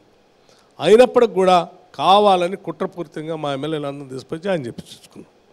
అటువంటి కేసీఆర్కి అసలు ఇవాళ మాట్లాడే హక్కే లేదు, అర్హతే లేదు. అట్లా కేసీఆర్ కానీ కేసీఆర్ చుట్టూ ఉన్నటువంటి మనుషులకు కానీ. మీరు ఆ ఎమ్మెల్యేలను చేర్చుకున్నప్పుడు ఇంతకుముందు మిత్రుడు చెప్పినట్టు రాళ్లతో కొట్టండి అని రేవంత్ రెడ్డి పిలుపునిచ్చారు. ఇప్పుడు మీరు అదే తరహాలో ఎమ్మెల్యేలను చేర్చుకుంటున్నారు. మేము గేట్లు తెరిచినాం, గేట్లు తెరిస్తే ఏ విధంగా ఎమ్మెల్యేలు వస్తున్నారని చెప్తున్నారు. ఇంకొకటి, ఎవరైతే మీరు భూ కబ్జా ఆరోపణలు చేశారో, భూ కబ్జాలు అవినీతి ఆరోపణలు చేసిన వ్యక్తులకు ఈ లోక్సభ ఎన్నికల్లో టికెట్లు ఇచ్చారు. 2-3 టికెట్లు ఇచ్చారు. మీ పార్టీ అభ్యర్థిని ఓడగొట్టిన అభ్యర్థి కూడా ఒక ఎంపీ టికెట్ ఇచ్చారు. దీన్ని ఎట్లా సమర్థించుకుంటారు భట్టి గారు? పార్టీ పరంగా అనేక కోణాలలో ఆలోచన చేసి స్క్రీనింగ్ కమిటీ, ఎలక్షన్ కమిటీ, మాకు ఒక ఇద్దరు వ్యక్తులు తీసుకునే నిర్ణయం కాదు. Screening committee, central election committee కూడా రెండు స్క్రీన్ చేసి ఫైనల్గా ఎవరైతే పనికొస్తారో అనుకున్నప్పుడు ఆ అభ్యర్థిని ఆ పార్టీ పరంగా చేసిన నిర్ణయం అది. ఇది సమర్థించుకోవడానికి ఒక నిమిషం. సో పార్టీలు మారి ఒక అభ్యర్థి వచ్చి బలంగా ఉండి అతను పోటీ చేయడానికి ముందుకు వచ్చినప్పుడు డెఫినెట్గా పార్టీ పరంగా తీసుకున్న నిర్ణయం కాబట్టి అందరూ ఆమోదించి అతని విజయానికి కృషి చేస్తారు. కేసీఆర్ కూడా బీఆర్ఎస్ సభ జరిగితే అక్కడ మాట్లాడారు సీఎం కేసీఆర్ కూడా. హామీల విషయంలో ముఖ్యంగా ఏదైతే రైతులకు చేస్తామన్నారో అది డిసెంబర్ 9వ తారీఖు చేస్తామన్నారు. ఇప్పుడు ఆగస్టు 15 నుంచి మాఫీ చేస్తామని చెప్తున్నారు. ఇదంతా కూడా అమలుకు సాధ్యం కానటువంటి ఒక హామీ ఇచ్చారనేది ఇందాక బీఆర్ఎస్ సభలో చెప్పారు. బీఆర్ఎస్ వాళ్ళకి అసలు ఈ హామీల గురించి మాట్లాడే అర్హతే లేదండి. ₹1,00,000 రుణమాఫీ చేస్తా అని చెప్పి 5 ఏళ్ళు రుణమాఫీ చేయలే ఆయన. 3 ఎకరాలు భూమి ఇస్తా అని చెప్పి 10 ఏళ్ళు ఇవ్వలేదు. ఇంటికో ఉద్యోగం ఇస్తా అని 10 ఏళ్ళు ఇవ్వలేదు. డబుల్ బెడ్రూమ్ ఇల్లు కడతా అని చెప్పి 10 ఏళ్ళు ఇవ్వలేదు. ఆయన ఇంకా మేము పట్టుమని 10 రోజులు కాలేదు, మమ్మల్ని వచ్చి అది అమలు చేయలేదు, ఇది అమలు చేయలేదు, మెడకాయ కోరి చంపుతా అని మాట్లాడుతూ ఉన్నాడు. ఏం మనిషి అండి అతను? మేము మొదలుపెట్టిన రోజు నుంచి మేము హామీలు అమలు చేసే కార్యక్రమం శాసనసభలో ప్రమాణ స్వీకారం చేసిన అరగంట నుంచే మొదలుపెట్టాం. ఆలస్యం చేయకుండా ఫ్రీ బస్ రైడ్ కానీ, ఆరోగ్యశ్రీ 10 లక్షలు ఇచ్చే విధానం కానీ ఇవన్నీ కూడా ఆకుండా చేసుకుంటూ వస్తూనే ఉన్నాం. ఈ ప్రక్రియలో నోటిఫికేషన్ వచ్చింది, మళ్ళీ ఎలక్షన్ కోడ్ వచ్చింది, కొన్ని ఆపాం. ఎలక్షన్ కోడ్ అయిన తర్వాత మళ్ళీ కొన్ని మొదలు పెడతాం. భట్టి గారు, కేసీఆర్ గారు అంటున్నారు కాంగ్రెస్ ప్రభుత్వం ఏడాది కూడా ఉండేటట్లేదు, ఇచ్చిన హామీలు నెరవేర్చలేని నిస్సహాయ స్థితిలో కాంగ్రెస్ పార్టీ ఉంది. ఒకవైపు ట్యాంకర్లు పెరుగుతున్నాయి, విద్యుత్ కోత ఉంది, ఇంకొక వైపు 6 గ్యారెంటీల అమలు లేదు, రైతులు కరువుతో అల్లాడిపోతున్నారు, కనీసం ఏడాది కూడా కాంగ్రెస్ ప్రభుత్వం ఉండే ఛాన్స్ లేదు అని చెప్తున్నారు. దాంతోపాటు యాడింగ్ ఇందాక చెప్పింది ఏంటంటే 2 సీట్లు కూడా కాంగ్రెస్ పార్టీకి రావు ఈ ఎన్నికల్లో. కనీసం మేము చేస్తున్నటువంటి సర్వేలో 2 ఎంపీ సీట్లు కూడా రావు. రేవంత్ భయంతో నారాయణపేట సభలో కూడా భయంగా మాట్లాడుతున్నారు. ఎప్పుడు ప్రభుత్వం కూలిపోతున్నటువంటి ఆందోళన కాంగ్రెస్ పార్టీ నేతల్లోనూ ఆ ప్రభుత్వం నేతల్లోనూ ఉందన్నది కేసీఆర్ కామెంట్. కేసీఆర్ గారు మాట్లాడిన 2 అంశాలపైన, కరెంటు పైన కానీ హామీల పైన కానీ, ఈ రెండింటిపైన నేను సమాధానం చెప్పడానికి సిద్ధంగా ఉన్నాను. వారేమన్నా చర్చకు వస్తే కూడా కరెంట్ అనేది మేము వచ్చిన దగ్గర నుంచి ఎంత పకడ్బందీగా ప్రొడక్షన్ ఎంత చేసాం, ఎంత ఇచ్చామనేది నెలల వారీగా ఇస్తాం, కావాలంటే డే వైజ్ కూడా ఇవ్వడానికి మేము సిద్ధంగా. కేసీఆర్ దానికి సిద్ధంగా ఉండడం లేదా అడగండి మీరు. ఆయన సిద్ధంగా ఉంటే ఎస్, నేనే కూర్చుంటాం మొత్తం లెక్కలతో సహాయంతో కూర్చొని మాట్లాడటానికి. ఎవరు అవసరం సార్. భట్టి గారు, మీ గురించి కేసీఆర్ కామెంట్ చేయట్లేదు కానీ రేవంత్ గురించి పదే కామెంట్ చేస్తూ ఉన్నారు. ఆయన బీజేపీతో కలుస్తారు అని. ఎందుకు అలా కామెంట్ చేస్తున్నారు వాళ్ళు? ఎవరు? కేసీఆర్ కానీ, కేటీఆర్ కానీ, హరీష్ రావు కానీ. రేవంత్ త్వరలోనే బీజేపీలో కలిసిపోతారు. మీ గురించి అంటలేదు వాళ్ళు, మీ సీఎం గురించి అంటున్నారు. బీజేపీ బీఆర్ఎస్ 2 కలిసి ఉన్నటువంటి రాజకీయ పార్టీలు. అందుకే బీఆర్ఎస్ పార్టీ సంబంధించి చాలా చోట్ల బీజేపీ అభ్యర్థుల కోసం అని చెప్పి చాలా చోట్ల వీళ్ళు బలహీనమైనటువంటి అభ్యర్థులు కూడా పెట్టారు. 2 కలిసే పోతూ ఉన్నారు. పోతూ కాంగ్రెస్ పార్టీ మీద ఒక రాయి వేయాలని చెప్పి ఇటువంటి తప్పుడు మాట మాట్లాడుతూ ఉన్నారు. మా ముఖ్యమంత్రి కాంగ్రెస్ పార్టీ ముఖ్యమంత్రిగా రేవంత్ రెడ్డి గారు వచ్చిన దగ్గర నుంచి ఇప్పటివరకు కూడా ప్రతి అంశాన్ని మేము ఇచ్చినటువంటి హామీలు కానీ తీసుకునే నిర్ణయాలన్నీ కూడా పార్టీలో లోతుగా అందరం చర్చించి చాలా స్పష్టంగా అమలు చేసుకుంటాం. ఈనాటి క్వశ్చన్ అవర్లో తెలంగాణ ఉప ముఖ్యమంత్రి భట్టి విక్రమార్క గారితో క్వశ్చన్ అవర్ కొనసాగుతోంది. వారితో క్వశ్చన్ అవర్ కొనసాగించే ముందు ఒక్కసారి సంగారెడ్డి బీఆర్ఎస్ ప్రజా ఆశీర్వాద సభలో కేసీఆర్ ఏం మాట్లాడారో ఒకసారి చూద్దాం. వాస్తవంగా వాళ్ళు గెలిచినరు, మాకేం ఓర్వలేనితనం లేదు. వాళ్ళు కూడా ఉండాలి, 5 ఏళ్ళు పనిచేయాలి. అప్పుడే నల్లదేందో తెల్లదేందో తెలుస్తుంది. కానీ ముఖ్యమంత్రి మాట్లాడే మాటలు చూస్తే, సభలలోనే వణుకుడు చూస్తే తిరగబడ్డ జనం తెలంగాణలో. సర్వే రిపోర్ట్లు వస్తున్నాయి, కాంగ్రెస్కు 2 సీట్లకు 2 సీట్ల కన్నా ఎక్కువ రావు అని. అంతటా అన్ని జిల్లాలలో కూడా రైతాంగం తిరగబడతా ఉంది. అందుకే ముఖ్యమంత్రి నిన్న నారాయణపేట సభలో ఆయన భయం, ఆయన కంపం చూస్తే ఈ గవర్నమెంట్ ఏడాది కూడా ఉండట్లేదని మనం చేస్తా ఉన్నా. ఎవడు ఎప్పుడు పోయి బీజేపీలో కలుస్తాడో, ముఖ్యమంత్రి జంపు కొడతాడో, ఏమవుతుందో, ముఖ్యమంత్రి ఈడో మాట మాట్లాడతాడు, ఢిల్లీకి పోయి బీజేపీ కోటేమని టీవీలో చెప్తాడు. అంటే ఏం జరుగుతుంది? ఎవరికి ఎవడు బీ టీము, ఎవరు కలిసిపోయినరు ఒకసారి ఆలోచన చేయాలి. వాస్తవంగా వాళ్ళు గెలిచినరు, మాకేం ఓర్వలేనితనం లేదు. వాళ్ళు కూడా ఉండాలి, 5 ఏళ్ళు పనిచేయాలి. అప్పుడే నల్లదేందో తెల్లదేందో తెలుస్తుంది. కానీ ముఖ్యమంత్రి మాట్లాడే మాటలు చూస్తే, సభలలోనే వణుకుడు చూస్తే తిరగబడ్డ జనం తెలంగాణలో. సర్వే రిపోర్ట్లు వస్తున్నాయి, కాంగ్రెస్కు 2 సీట్ల కన్నా ఎక్కువ రావు అని. అంతటా అన్ని జిల్లాలలో కూడా రైతాంగం తిరగబడతా ఉంది. అందుకే ముఖ్యమంత్రి నిన్న నారాయణపేట సభలో ఆయన భయం, ఆయన కంపం చూస్తే ఈ గవర్నమెంట్ ఏడాది కూడా ఉండట్లేదని మనం చేస్తా ఉన్నా. ఎవడు ఎప్పుడు పోయి బీజేపీలో కలుస్తాడో, ముఖ్యమంత్రి జంపు కొడతాడో, ఏమవుతుందో, ముఖ్యమంత్రి ఈడో మాట మాట్లాడతాడు, ఢిల్లీకి పోయి బీజేపీ కోటేమని టీవీలో చెప్తాడు. అంటే ఏం జరుగుతుంది? ఎవరికి ఎవడు బీ టీము, ఎవరు కలిసిపోయినరు ఒకసారి ఆలోచన చేయాలి. వాస్తవంగా వాళ్ళు గెలిచినరు, మాకేం ఓర్వలేనితనం లేదు. వాళ్ళు కూడా ఉండాలి, 5 ఏళ్ళు పనిచేయాలి. అప్పుడే నల్లదేందో. అది ఈరోజు కేసీఆర్ సభలో మాట్లాడిన మాటలు. విక్రమార్క గారు, కాంగ్రెస్కి 2 సీట్లు కూడా రావు, కాంగ్రెస్కి ఏడాదికి ప్రాణం ఉండదు అని చెప్తూ ఉన్నారు. ఈ బీఆర్ఎస్ పార్టీ అయిపోయిన పార్టీ అని, అంతరించిపోతున్న పార్టీ. సర్వే రిపోర్ట్లో బహుశా వారికి వచ్చే సీట్లు ఏమైనా లెక్కేసుకొని 2 కూడా రావని లెక్కేసుకొని మర్చిపోయి ఏదేదో కాంగ్రెస్ అని మాట్లాడుతున్నట్టుంది. ఈరోజు రాష్ట్రంలో జరిగే ఎన్నికల్లో రాష్ట్ర ప్రజలు అత్యధిక మెజార్టీతో అత్యధిక స్థానాలను కాంగ్రెస్ పార్టీని గెలిపించబోతూ ఉన్నారు. మీ పార్టీ పరిస్థితి బాగాలేక ప్రజల్లో మేము ఇంకా బతికే ఉన్నాం అని చెప్పుకోవడం కోసం ఇటువంటి ఆశీర్వాద సభలను పెట్టుకొని అక్కడ మాట్లాడుతూ ఉన్నాం. సంవత్సరం తర్వాత ఈ ప్రభుత్వం ఉంటుందో ఉండదో అంటే ఏడిపోద్ది ప్రభుత్వం? ఎవడి ప్రభుత్వాన్ని కూల్చగలిగేది? 100% ప్రజాస్వామ్యతంగా గెలిచిన ఈ ప్రభుత్వం 5 ఏళ్ళు సంపూర్ణంగా పాలిస్తుంది. సంపూర్ణంగా ప్రజలకు ఇచ్చిన హామీలన్నింటినీ అమలు చేస్తాం. మళ్ళీ తిరిగి ప్రజల దగ్గరికి వెళ్తాం. ప్రజలు తీర్పు తీసుకొని మళ్ళీ కాంగ్రెస్ పార్టీ అధికారంలోకి వచ్చి పాలిస్తుంది. బీజేపీలోకి పోతున్నామో ఆయన ఏంది ఈయనేంది బీటీం అని నువ్వు కదా బీజేపీతో మాట్లాడుకునేది. కాంగ్రెస్ పార్టీ ఎప్పుడు కూడా అప్పుడు కానీ ఇప్పుడు కానీ రేపు కానీ బీజేపీతో ఏ పార్టీ అనే ఈ దేశంలో ఉన్న పార్టీ ఏదైనా ఉందంటే అది ఏకైక పార్టీ కాంగ్రెస్ పార్టీ.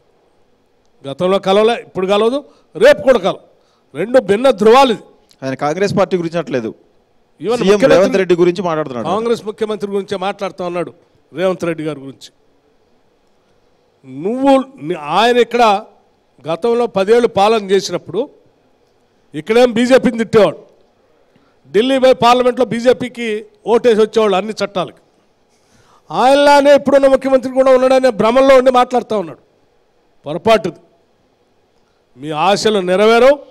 ఇక్కడ కాంగ్రెస్ పార్టీ సంపూర్ణంగా 5 ఏళ్ళు పాలిస్తుంది. ఎందుకు అంత కృతనిశ్చయంతో బీఆర్ఎస్ నాయకులు చెప్తున్నారు, కేసీఆర్ చెప్తున్నారు, కేటీఆర్ చెప్తున్నారు, ఖచ్చితంగా ఈ ఎన్నికలు అయిపోయిన తర్వాత బీజేపీలోకి వెళ్ళిపోతాడు సీఎం రేవంత్ రెడ్డి, అక్కడ ఆయన ఆ పార్టీ సహకారంతో ప్రభుత్వం ఏర్పాటు చేస్తారని చెప్తున్నారు. కొద్దిసేపటి క్రితం మీరు కూడా విన్నారు కేసీఆర్ ఏడాదిలో ప్రభుత్వం కూలిపోతుందని చెప్తున్నారు. అదేవిధంగా ప్రభుత్వానికి అసలు సాధ్యం కావడం లేదు, పాలన చేయడం సాధ్యం కావడం లేదు. ఏ రంగంలో చూసినా ఖచ్చితంగా బీఆర్ఎస్ ప్రభుత్వానికి కాంగ్రెస్ ప్రభుత్వానికి మధ్య తేడా చూడండి. వీళ్ళకు ఏది కూడా సాధ్యం కావడం లేదని చెప్తున్నారు, పాలన సాధ్యం కావడం లేదని చెప్తున్నారు. అందుకే ప్రభుత్వం కూలిపోతుంది. మీ పార్టీ సీఎం మీ రాష్ట్ర ప్రభుత్వానికి సంబంధించిన ముఖ్యమంత్రి గారేమో బీజేపీ ఇచ్చిన సుపారీ తీసుకొని ఆ పార్టీని నాశనం చేసుకుంటుంది. దీనికి ఏమైనా ఆధారాలు ఉన్నాయా? ఎందుకు ఈ పరస్పర ఇది రాజకీయ మాటలా లేదా నిజంగానే ప్రభుత్వం కూలిపోయే పరిస్థితికి బీఆర్ఎస్ తీసుకొస్తుందనే అనుమానాలు వ్యక్తం అవుతున్నాయి? పాలన చేత కావట్లేదని మాట్లాడేటువంటి బీఆర్ఎస్ నాయకత్వానికి చాలా స్పష్టంగా సమాధానం చెప్పదలుచుకున్నాం. పాలన అంటే సెక్రటేరియట్ తలుపులు బార్లా తెలిసి ప్రజల్ని కలిసి ప్రతిరోజు రివ్యూ చేసుకుంటూ పాలన అందించడం, కానీ పాలన అంటే 10 ఏళ్ళు సెక్రటేరియట్ బంద్ చేసి ఫామ్ హౌస్లో పడుకోవటం కాదు. పాలన అంటే ఏ శాఖను రివ్యూ చేయకుండా నిధులన్నింటినీ అడ్డగోలుగా దోబరా ఖర్చు చేస్తూ రాష్ట్రానికి గుదిబండగా మారేటువంటి ప్రాజెక్టులు కడుతూ అస్తవ్యస్తం చేయటం కాదు. పాలన అంటే ఉన్న వనరుల్ని, అటు సహజ వనరుల్ని, ఇటు ఆర్థిక వనరుల్ని, ఇటు మానవ వనరుల్ని అందరినీ కూడా సమీకరిస్తూ ప్రతి శాఖని రివ్యూ చేస్తూ జవాబుదారితను అకౌంటబిలిటీతో ప్రజలకు స్వేచ్ఛగా ఉండేటట్టుగా పాలన అందించడం అనేది గత 3 ఏళ్ల నుంచే తెలంగాణ ప్రజలు చూస్తూ ఉన్నారు. ఈ రాష్ట్రం ఏర్పడిన తర్వాత 10 ఏళ్ళు భయంగా బతికినటువంటి ప్రజలకు ఈరోజు స్వేచ్ఛగా భావస్వేచ్ఛను వ్యక్తపరచడానికి కూడా అవకాశంతో ఇవాళ సంపూర్ణంగా నడుస్తూ ఉన్నాం. అన్నీ అయిపోయిన బీఆర్ఎస్ పార్టీ ఈరోజు పూర్తిగా అయిపోతాం, జనం మర్చిపోతూ ఉన్నారు. మేము టికెట్లు అనౌన్స్ చేస్తే కూడా అనౌన్స్ చేసిన తర్వాత కూడా మా పార్టీని వదిలేసి రిజైన్ చేసిపోయి వేరే పార్టీలోకి వెళ్ళిపోతున్నారు. ఇది మన అంతరించిపోయేటువంటి జాతులాగా అంతరించిపోయే పార్టీగా అయిపోతుంది అనేటువంటి భయానికి వచ్చి ఈరోజు మేము కూడా ఉన్నామని చెప్పుకోవటం కోసం, ఉనికి కోసం ఇటువంటి ప్రగల్భాలు పలుకుతున్నారు. ఇవన్నీ ఏం మెగలో ప్రజలు ఆల్రెడీ. సార్ మీరేమో కాంగ్రెస్ పార్టీ నేతలు, ప్రభుత్వంలో ఉన్న పెద్దలంతా కూడా చాలా కాన్ఫిడెంట్గా ఉన్నారు 5 సంవత్సరాల పాటు కొనసాగిస్తాం ప్రభుత్వాన్ని అని చెప్పి. కానీ టీఆర్ఎస్ లీడర్లు ఏ గద్దె మీద ఎక్కినా కానీ, బీజేపీ నేతలు ఏ గద్దె మీదకి ఎక్కినా కానీ ప్రభుత్వం ఉండదు ఇది అన్నటువంటి ఒక జోస్యం చెప్తున్నారు. కాసేపటి కింద కూడా కేసీఆర్ ఒక మాట అన్నారు, ఈ బీఆర్ఎస్ ప్రభుత్వాన్ని మళ్ళీ తెస్తాను, దళిత బిడ్డలుగా ఎవరైతే ఉన్నారో వాళ్ళందరికీ కూడా దళిత బంధు ఇచ్చే బాధ్యత నేను తీసుకుంటాను, ఏడాదిలోనే ఇది ముగిసిపోయే ప్రభుత్వం అన్నది పదే చెప్పడం మూలంగా మీ యొక్క సంఖ్య తక్కువ ఉండడం మూలంగా ఈ రకమైనటువంటి యొక్క ప్రకటనలు వస్తున్నాయనుకోవచ్చా? కేసీఆర్ లాంటి వ్యక్తులు దళిత బంధు గురించి మాట్లాడే అర్హత లేదు. ఏం చెప్పాడండి ఆయన? దళిత బంధు పేరు మీద బడ్జెట్లో 17,700 కోట్ల రూపాయలు కేటాయిస్తున్నా అని చెప్పి 2023-24 బడ్జెట్ సంబంధించి ₹1 కూడా రిలీజ్ చేయలేదు. ఆయన దళిత బంధు గురించి మాట్లాడేది 10 ఏళ్ళు ఎస్సీ ఎస్టీ సప్లానికి సంబంధించిన నిధుల్ని పక్కదారి పట్టించి ఆ చట్టాన్ని నిర్వీర్యం చేసిన ఆయన దళిత బంధు గురించి, దళితుల గురించి మాట్లాడితే ఎట్లా? పూర్తిగా సామాజిక న్యాయం లేకుండా దొరతనంతో ఫ్యూడల్ స్ట్రక్చర్ని పునర్నిర్మాణం చేస్తూ తెలంగాణని పిడికిల్లో బంధించి ప్రజాస్వామ్యం లేకుండా చేసినటువంటి పాలన కేసీఆర్. ఇవాళ సంపూర్ణంగా ప్రజల కోసం ఆలోచన చేసి నిధులన్నీ వారి వ్యక్తిగతమైన జీవితాల్లో జీవన స్థితిగతులు మెరుగుపరచడానికి పనికొచ్చే విధంగా నిధులు కేటాయిస్తూ మేము ముందుకు పోతున్నాం. ఇదే అసలు సిసల నిజమైనటువంటి ప్రజాస్వామ్య పరిపాలన. భట్టి గారు 6 గ్యారంటీలు అన్నారు, 100 రోజుల్లో పూర్తి చేస్తూ ఉన్నారు. 6 గ్యారంటీలో 14-15 హామీలు ఉన్నాయి. వాటిలో 4-5 మాత్రమే అమలవుతూ ఉన్నాయి. పైకేమో మొత్తం అమలు చేసామని చెప్తున్నారు. ఇది కాంగ్రెస్ పార్టీ తెలంగాణ జనాన్ని మోసం చేసినట్టు కాదా? చాలా పొరపాటు చంద్రశేఖర్ గారు. మేము ఎప్పుడు కూడా ఇప్పటికీ అన్నీ పూర్తి చేసామని కేసీఆర్లా చెప్పలేము. చేస్తామని చెప్పారు కదా. అన్నీ పూర్తి చేసామని చెప్పలే, చేస్తామని చెప్పాం, మొదలుపెట్టాం. ఎన్నికల కోడ్ వచ్చేంతవరకు ఎన్ని చేయగలిగామో 15 రోజులు కోటి చేసుకుంటూ వచ్చాం. ఎన్నికల కోడ్ అయిపోయిన తర్వాత మిగతా వాటిని కూడా మొదలు పెడతాం. ఆపం. బహుశా వాళ్ళు ఏమైనా కలలు కంటున్నారేమో, వీళ్ళు కాంగ్రెస్ ప్రభుత్వం ప్రకటించినటువంటి హామీలని గ్యారంటీలు అమలు చేయరేమో, మళ్ళీ మేము అధికారంలో రావచ్చు అనుక. నో, ఎట్టి పరిస్థితులు అది సాధ్యం కానీ 100% అమలు చేస్తాం. మేము ఉదాహరణకి డబుల్ బెడ్రూమ్ ఏది ఇందిరమ్మ ఇళ్ళ గురించి ఎన్నికల ముందే లాంచ్ చేశాం. కోడ్ వచ్చింది, కోడ్ అయి పూర్తయిన తర్వాత వెంటనే నిధులు రిలీజ్ చేస్తాం. ప్రతి శాసనసభ నియోజకవర్గంలో 3,500 ఇళ్లకు తగ్గకుండా మొట్టమొదటిసారి స్టేజ్ 1లో రిలీజ్ చేయబోతా ఉన్నాం. అట్లాగే మిగతాయి కూడా అన్నిటికీ నిధులు రిలీజ్ చేసుకుంటూ ముందుకు తీసుకుపోతా ఉన్నాం. మిగతా అంశాలు కూడా గ్యారెంటీలు అన్నింటినీ అమలు చేస్తాం. మీరు ఆర్థిక మంత్రిగా కూడా ఉన్నారు కదా, మీ హామీలు 42 పేజీల ఇంకో అంశం కూడా చాలా స్పష్టంగా మీ ద్వారా చెప్తా ఉన్నాం. ఆనాటి గత ప్రభుత్వాలు ఏ పేదవాళ్ళకైతే ల్యాండ్ సీలింగ్ యాక్ట్ ద్వారా మిగులు భూములను దాదాపు 22 లక్షల ఎకరాలు పంచారు. ఆ పంచిన భూములన్నింటినీ కూడా ధరణి పేరు మీద గత బీఆర్ఎస్ ప్రభుత్వం చాలా చోట్ల వెనక్కి తీసుకుంది. ఆ భూములన్నింటినీ కూడా తిరిగి వాళ్ళకి అప్పచెప్తామని చెప్పాం. తప్పనిసరిగా ఈ ఎన్నికలు అయిపోయిన తర్వాత ఈ ప్రభుత్వం యొక్క ప్రాధాన్యత అంశంగా ఉండబోతుంది. పేదలకు ఆనాడు పంచిన భూములన్నీ వాటిని వాళ్ళకి అప్పచెప్తాం. మీరు అభయహస్తం పేరుతో పట్టాలతో సహాయిస్తాం. 42 పేజీల మేనిఫెస్టో వేశారు కదా, మీరు ఆర్థిక మంత్రిగా ఉన్నారు. ఆ మేనిఫెస్టో అమలుకు ఎన్ని వేల కోట్లు, ఎన్ని లక్షల కోట్లు అవుతుందో లెక్కేశారా? ముందు ప్రజలకి ఎంత బాగా చేస్తే బాగుంటుందనే సంకల్ప బలం ఉండాలి. ముందు మేము ఇచ్చినటువంటి హామీల ద్వారా మా ఆలోచన విధానం ప్రజలకు ఏం మేలు జరుగుతుందో స్పష్టంగా చెప్పాం. వాటికి కావాల్సిన నిధుల్ని ఈ 5 సంవత్సరాలు సాధ్యమైనంత వరకు మేము ఏర్పాటు చేసుకుంటూ వాటన్నిటిని అమలు చేయడం కోసం ముందుకు తీసుకొని పోతాం. మా సంకల్పాన్ని అర్థం చేసుకోండి, మా కమిట్మెంట్ని అర్థం చేసుకోండి.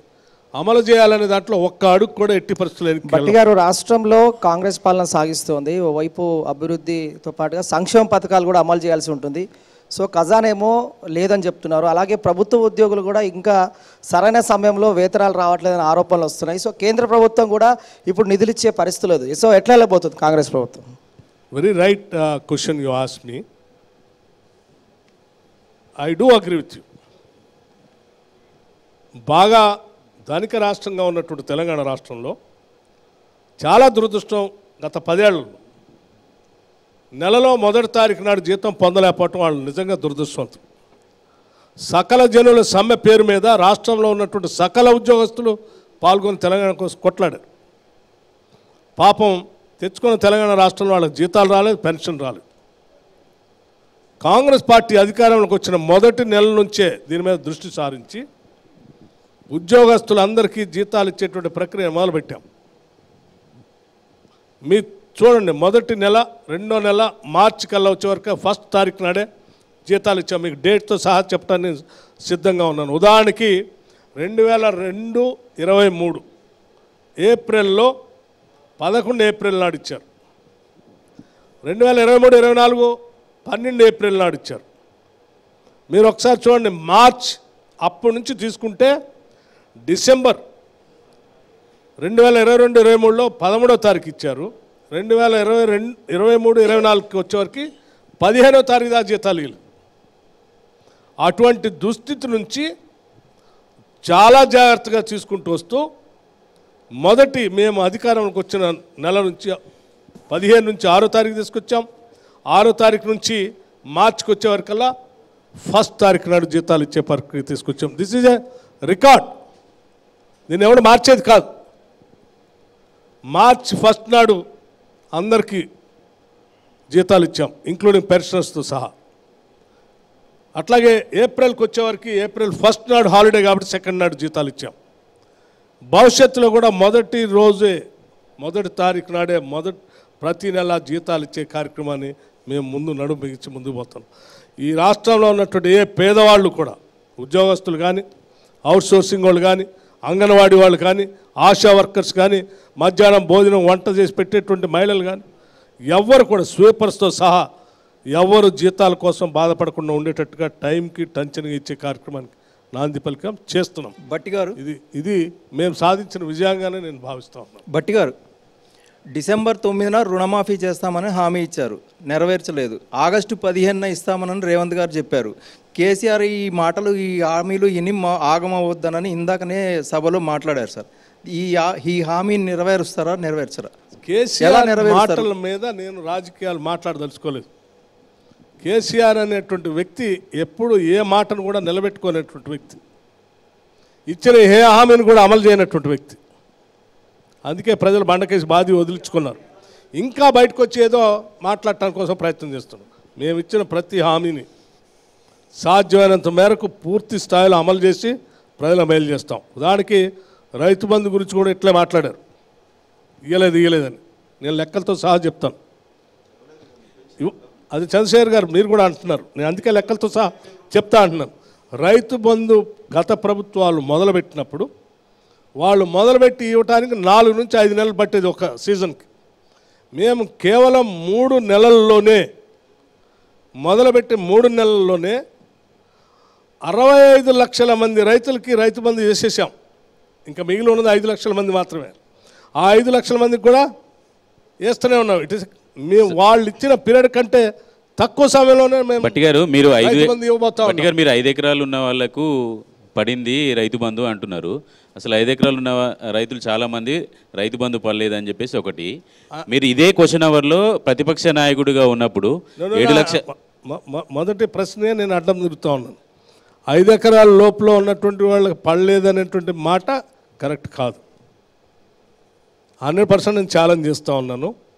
64,75,000 మందికి ఇప్పటికే వేసాం. ఇక మిగిలి ఉన్నది కేవలం 5 లక్షల మంది మాత్రమే. సార్ ఇదే క్వశ్చన్ అవర్లో బట్టి సిఎల్పి నాయకుడిగా ఉన్న బట్టి విక్రమార్క నాకు ఈ రాష్ట్రంలో ఆర్థిక స్థితిగతి ఏందో తెలుసు, ఆదాయం ఎట్లా సంపాదించుకోవాలో తెలుసు అన్నారు. మీరు అధికారంలోకి వచ్చిన రోజు రాష్ట్ర ఖజానాలో ఎంత ఉంది? ఆ రోజు ఉన్నటువంటి ప్రభుత్వము కొన్ని రైతు బంధు వేయడానికని డబ్బులు రెడీగా పెట్టుకుంది అని చెప్పారు. ఆ రైతు బంధు డబ్బులు ఆ రోజు ఎంత ఖజానా ఉంది, అప్పుడు రైతు బంధు కోసం తెచ్చినటువంటి డబ్బులు ఎక్కడ పోయాయి? ఒకటి, మీరు ఇంత బడ్జెట్ ఇచ్చారు, కళ్యాణ లక్ష్మికి సంబంధించి బంగారం కూడా ఇస్తా అన్నారు. బంగారం ఏమో 75,000 తులం వచ్చి ఉంది. అసలు మీ బడ్జెట్కి మీరు ఇచ్చిన హామీలకి మీ అకౌంట్ ఎంత ఉంది ఏంటి ఒకసారి ప్రజలకు కూడా చెప్పండి. చారి గారు చాలా మంచి ప్రశ్న అడిగారు. 7,000 కోట్ల రూపాయలు రైతు బంధుకి ఇవ్వాల్సిన దాన్ని పోగేసి ఆడ అకౌంట్లో పెట్టిపోతే కాంగ్రెస్ ప్రభుత్వం వచ్చి ఖర్చు పెట్టలేదని చెప్పింది. అదే ప్రశ్న మీరు కూడా అడుగుతున్నారు. అదే కేసీఆర్ గారు కూడా చెప్పారు, వారు కేటీఆర్ గారు లేకపోతే హరీష్ రావు గారు కూడా మాట్లాడారు. వాళ్ళందరికీ మీ ద్వారా నేను చాలా స్పష్టంగా బ్యాంక్ బ్యాలెన్స్తో సహా లెక్క చెప్పదలుచుకున్నాను. చూడండి, మేము ప్రమాణ స్వీకారం చేసినటువంటి రోజు 7th డిసెంబర్ 2023 ఆ రోజు ఉన్నటువంటి బ్యాంక్ బ్యాలెన్స్, ఆర్బీఐ ఇచ్చిన రిపోర్ట్ బ్యాంక్ బ్యాలెన్స్ స్పష్టంగా మీరు కెమెరా ఉంటే ఫస్ట్ పాయింట్లోనే ఉంది, చూపించాల్సిందిగా కోరుతా ఉన్నాను.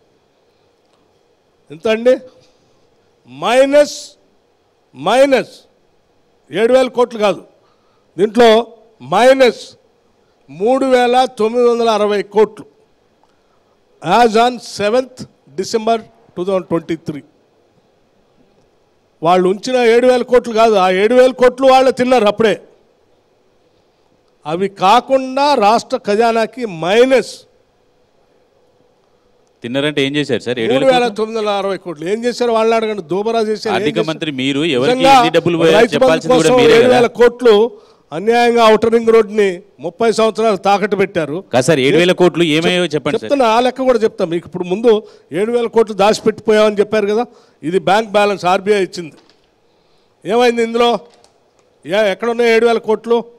సిగ్గుండాలి కదా. 10 ఏళ్ళు రాష్ట్రాన్ని పాలన చేసి ఇంకా రాష్ట్ర ప్రజలు మోసం చేద్దామని చెప్తే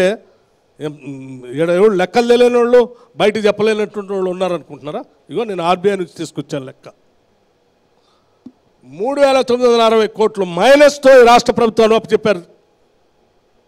అటువంటి మైనస్లో ఉంచి రాష్ట్ర ప్రభుత్వాన్ని ప్రజలకి బయటికి తీసుకొని వచ్చి జాగ్రత్త కాపాడకుండా చేస్తూ ఉన్నాం. 7,000 కోట్లు ఏం చేశారండి?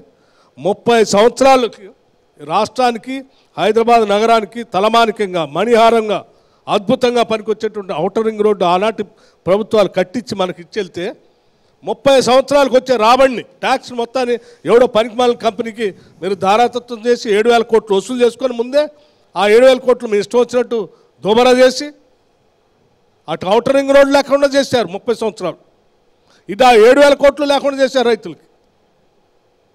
ఇది వాస్తవం కదా సార్? ఇంత లూటీ అయిందని చెప్తారు. మళ్ళీ మీరు ఆగస్టులో 2 లక్షల రుణమాఫీ చేస్తున్నారు. పైసలు ఎక్కడి నుంచి తెస్తారు? మీరేమో పన్నులు వేయరంటున్నారు. పన్నులు ఏమున్నాయి సార్? తెలంగాణ ప్రభుత్వానికి ఈ బడ్జెట్ నింపుకోవడానికి, మీ ఖజానా నింపుకోవడానికి వనరులు ఏమున్నాయి సార్? చెప్తా ఉన్నాను కదా, దానికి కావాల్సిన ఆల్టర్నేటివ్ రెవెన్యూస్ జనరేషన్ కోసం సార్ సంబంధించినటువంటి ఒక క్యాబినెట్ సబ్ కమిటీ కూడా వేసుకున్నాం మేము.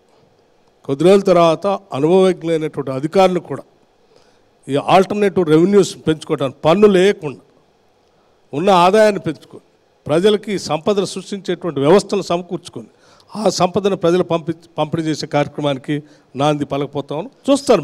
సార్ దానికి అనుబంధంగా మీరు ప్రతిపక్షంలో ఉన్నప్పుడు దాదాపు 6 లక్షల కోట్ల రూపాయలు కేసీఆర్ ప్రభుత్వం అప్పులు చేసింది. 7 లక్షలు మీరు అన్నట్టుగానే 7 లక్షలు 7 లక్షల కోట్ల రూపాయలు అప్పులు చేసింది అని చెప్పారు.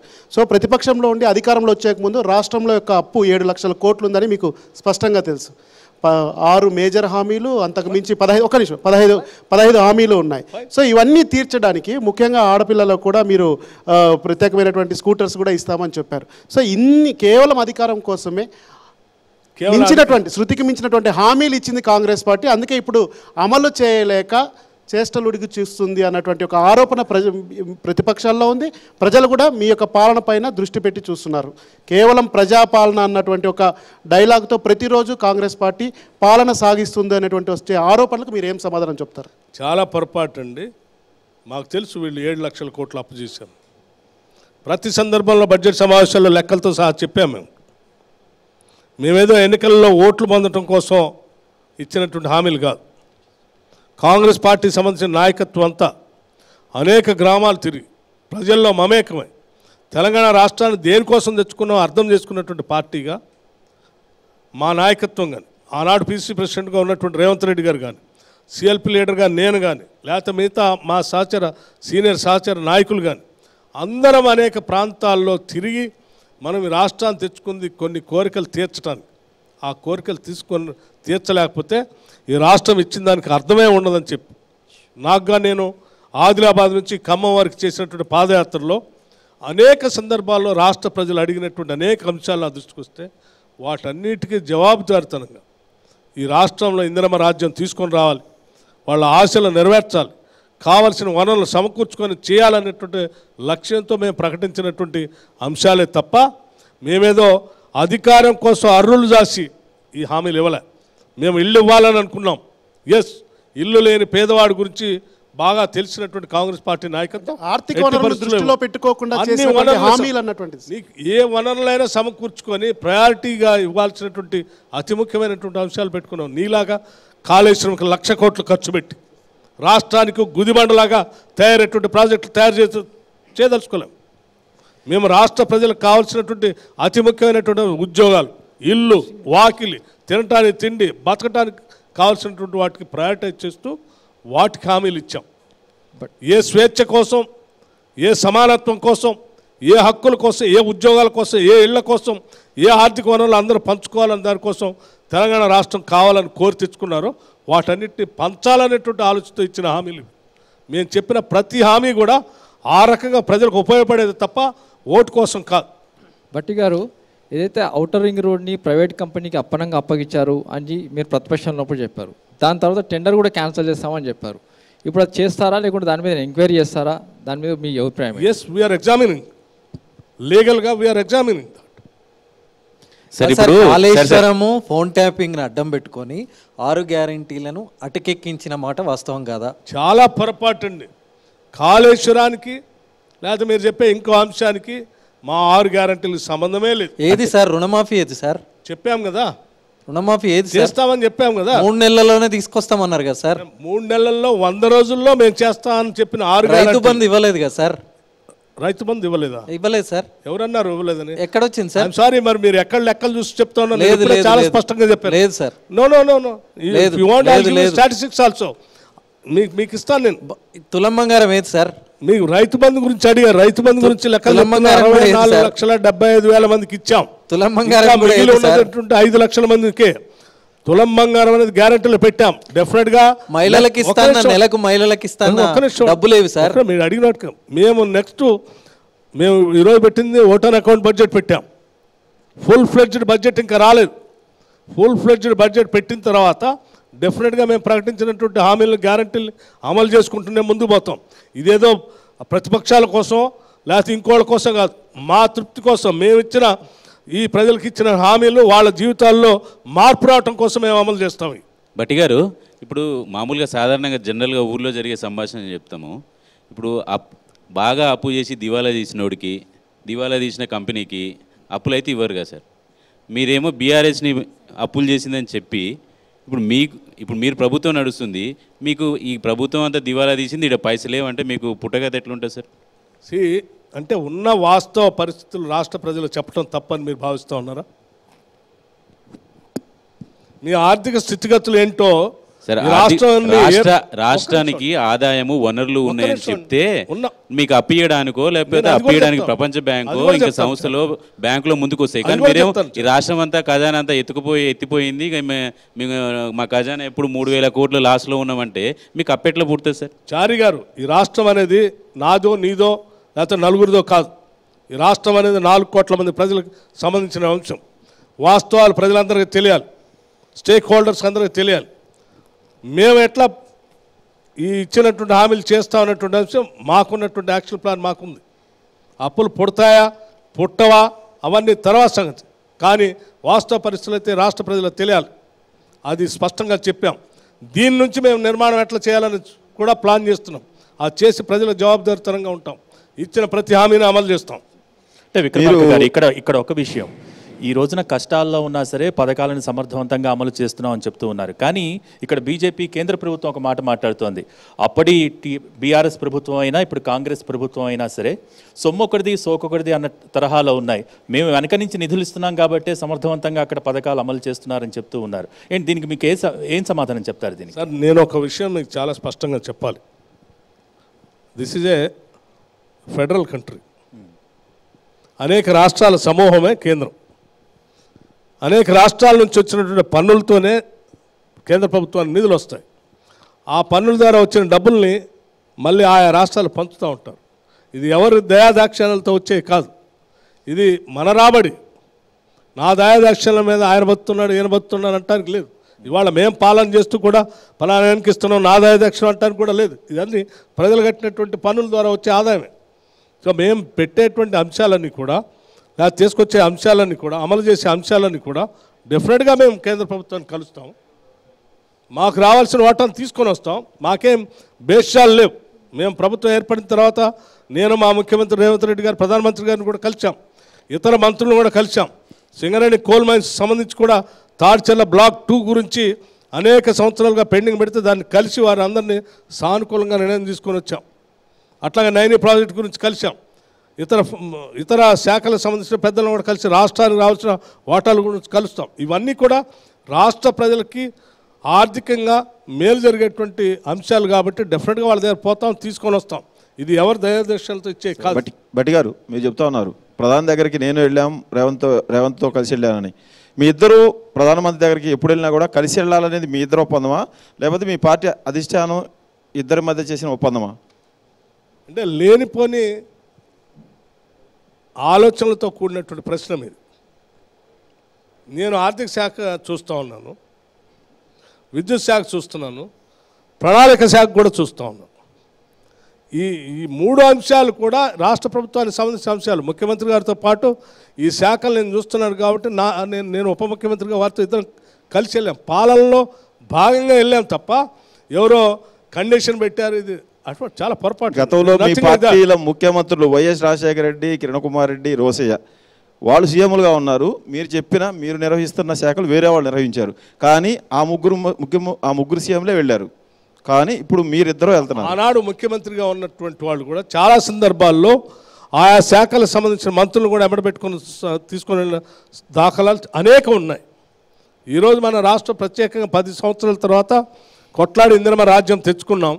ప్రత్యేకంగా కావాల్సిన ప్రణాళికలు కూడా తయారు చేసుకొని కావాల్సిన విధంగా వెళ్ళాలి కాబట్టి మేము వెళ్ళి కలిసి వచ్చాం. మీరు సంపద సృష్టిస్తాము, ట్యాక్సులు వేయమని చెప్తా ఉన్నారు కదా.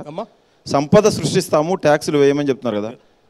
ప్రభుత్వంలో ఒకళ్ళు R ట్యాక్స్, ఇంకొకళ్ళు B ట్యాక్స్ చేస్తున్నారు అనేది ప్రధానమైన ఆరోపణ. ఏమిటి సార్ ఈ R ట్యాక్స్, B ట్యాక్స్? అదే అంటున్నా, తలా తోక లేనటువంటి వాడు, కనీసం పేరు చెప్పుకోవడానికి కూడా అవకాశం లేనటువంటి వాడు, ఆధారాలు లేకుండా కేవలం కాంగ్రెస్ పార్టీని లేకపోతే పాలన అద్భుతంగా ప్రజలకు అందించేటువంటి వాళ్ళు ఆభాసపాలు చేసి పేదలకు చేసేటువంటి నిర్ణయాలు కానీ, పేదలకు ఇచ్చేటువంటి నిధులు కానీ, పేదలకు ఇచ్చేటువంటి బిల్లులు కానీ పెండింగ్ లేకుండా ఇస్తున్నటువంటి వాళ్ళ మీద ఇటువంటి అబండాలు వేసి కావాలని కొద్దిమంది లాభం పొందడం కోసం చేసే ప్రక్రియ అది.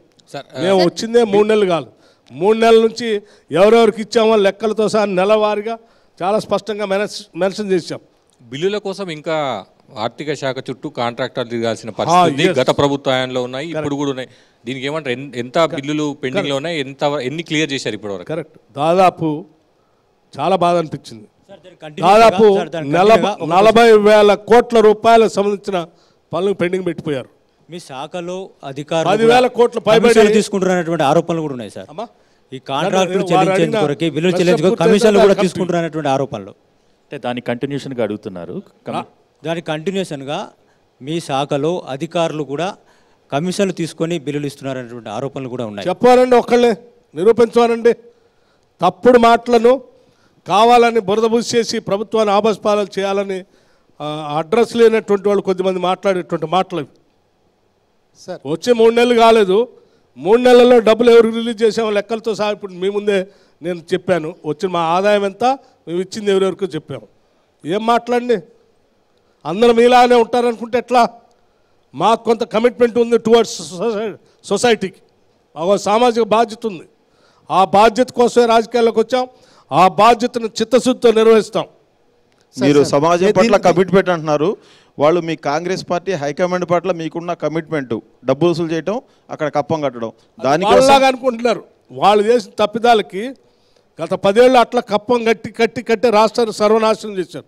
వాళ్ళనే మేము కూడా ఉన్నామని అనుకుంటున్నారు. అదే పొరపాటు. సార్ లేదు. ఇప్పుడు అనుబంధమైన ప్రశ్న, అమిత్ షా హైదరాబాద్కి వచ్చినప్పుడు, తెలంగాణ పర్యటనలో వచ్చినప్పుడు కూడా స్పష్టంగా చెప్పారు, ఇక్కడ రేవంత్ రెడ్డి ప్రభుత్వము, ముఖ్యంగా మీ ప్రభుత్వము ఇక్కడ డబ్బులు వసూలు చేసి ఢిల్లీకి పంపిస్తున్నారు. కర్ణాటకలో ప్రభుత్వం కూలడానికి సంబంధించి కూడా పేటీఎం అని చెప్పి పేసీఎం అని చెప్పి వాడినటువంటి కాంగ్రెస్ ప్రభుత్వం, బట్ ఇక్కడ తెలంగాణలో మాత్రం ఇదే రకమైనటువంటి ఆచరణ చేస్తుంది అన్నటువంటిది ప్రధానంగా బీజేపీ నేతలు కానీ తర్వాత బీఆర్ఎస్ నేతలు ప్రభుత్వం ఏర్పడిందే డిసెంబర్లో, పట్టుమని 10 రోజులు కాలేదు. ఈ జీతాలు ఇవ్వడానికి సరి చేసుకోవడానికే సరిపోయింది. ఇందులో డబ్బులు వసూలు చేసుకోవడానికి పంపించేదానికి ఎక్కడ కానీ సోయి ఉండాలి కదా మాట్లాడటానికి. ఏదో ఒక 4 ఏళ్ళు అయింది, 3 ఏళ్ళు అయింది, వీళ్ళు 6 చేశారు 7 చేశారని చెప్పడానికి. అరే వచ్చిన దగ్గర నుంచి వ్యవస్థను గాడిలో పెట్టడానికే సమయం సరిపోవట్లేదు. సార్ మీరు అర్థం పర్థం లేని మాటలు అంటే మనకున్న. విక్రమార్క గారు, 48 గంటల్లో నామినేషన్స్ మొదలైపోతున్నాయి, కానీ ఇంకా కూడా కాంగ్రెస్ పార్టీ తరఫున 3 లోక్సభ సీట్లు ఇంకా పెండింగ్లో పెట్టారు. అభ్యర్థులను ఖరారు చేయలేకపోయారు, ఎందుకు? పార్టీకి సంబంధించి తీసుకునే నిర్ణయాలు ఇప్పటికే చాలా ప్రకటించాం, కేవలం 3 మాత్రమే ఉన్నాయి. అవి కూడా ఈ నామినేషన్ లోపలనే ప్రకటిస్తారు, ఏం ఇబ్బంది ఏం లేదు. భట్టి గారు, మీరు ఇదే వేదిక మీద నుంచి ఎన్నికల ప్రచారంలో కూడా కొన్ని విషయాలు చెప్పారు.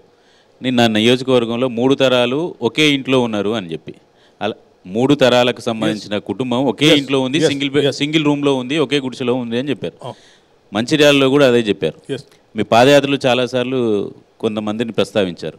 ఇప్పుడు మొన్న మీరు ఖమ్మంలోనే ఇందిరమ్మ ఇళ్ళ స్కీమ్ని ప్రారంభించారు కదా సార్, మధురలో ఆమెకి ఇచ్చారా, మంచిర్యాలలో వాళ్ళకి శాంక్షన్ చేశారా? ఇప్పుడు ఎలక్షన్ కోడ్ ఉంది, కోడ్లో నేను ఎవరికి ఇచ్చాను ఏంటని చెప్పకూడదు కాబట్టి చెప్పట్లేదు. 100% మా ప్రయారిటీ ఫస్ట్ ఇల్లు లేనటువంటి వాళ్ళు. ఈ రాష్ట్రంలో ఏ ఒక్క కుటుంబం కూడా ఇల్లు లేకుండా ఉండటానికి ఇల్లేదండి. ఏ వర్గం అయినా సరే ఇల్లు లేకుండా ఉండేటువంటి పరిస్థితి రాష్ట్రంలో ఉండకూడదు.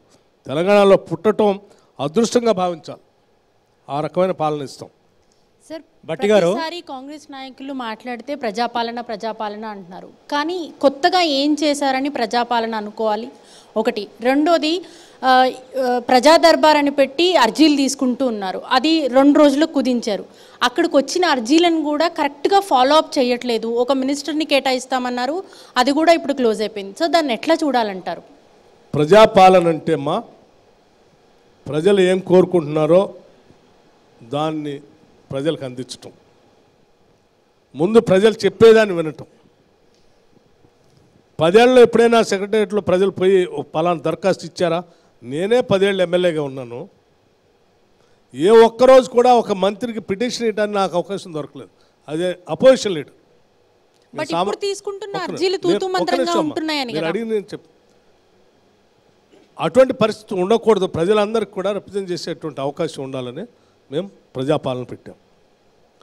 మీరు చెప్పినటువంటి ప్రతి రిప్రజెంటేషన్ని పోనేట్లే మేము దానికో సపరేట్గా సెంటర్ ఫర్ గుడ్ గవర్నెన్స్ అనేటువంటి సెంటర్ని ఒక సాఫ్ట్వేర్ డెవలప్ చేసి ఇచ్చిన ప్రతి పిటిషన్ దాంట్లో ఫీడ్ చేస్తున్నాం.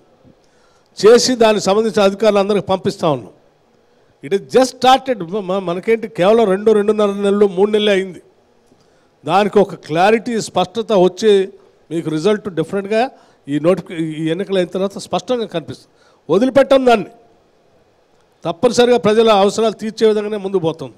భట్టి గారు, 2 మీరు ఏం సాధించారు, ఏం చేశారని ప్రజాపాలన అంటున్నారు. ఏం చేసామంటే అండి, రాష్ట్రం తెచ్చుకున్నది ఉద్యోగాల కోసం. 3 నెలలు కాల 30,000 మందికి ఉద్యోగ నియామక పత్రాలు ఇచ్చాము. పబ్లిక్ సర్వీస్ కమిషన్ ప్రక్షాళన చేస్తామని చేసాం. క్యాలెండర్ ప్రకటిస్తా అని చెప్పాం, ప్రకటించాం. ఈ సంవత్సరానికి సంబంధించి గ్రూప్ 1 పరీక్ష మేము పెట్టిన ఎగ్జామ్స్కి మీరు నియామక పత్రాలు ఇచ్చారని చెప్పేసి గత ప్రభుత్వంలో పెద్దలు ఆరోపిస్తున్నటువంటి నేపథ్యం sir. Public service commission group 1 పరీక్షతో సహా అన్ని తీసుకుంటూ వచ్చాం. ఈవెన్ సింగరేణి కాలనీస్లో నేను ఒక చిన్న ఉదాహరణ చెప్తున్నాను అమ్మా. నేను సింగరేణి బొగ్గుబాయిలో తిరిగి వచ్చాను కార్మికులు.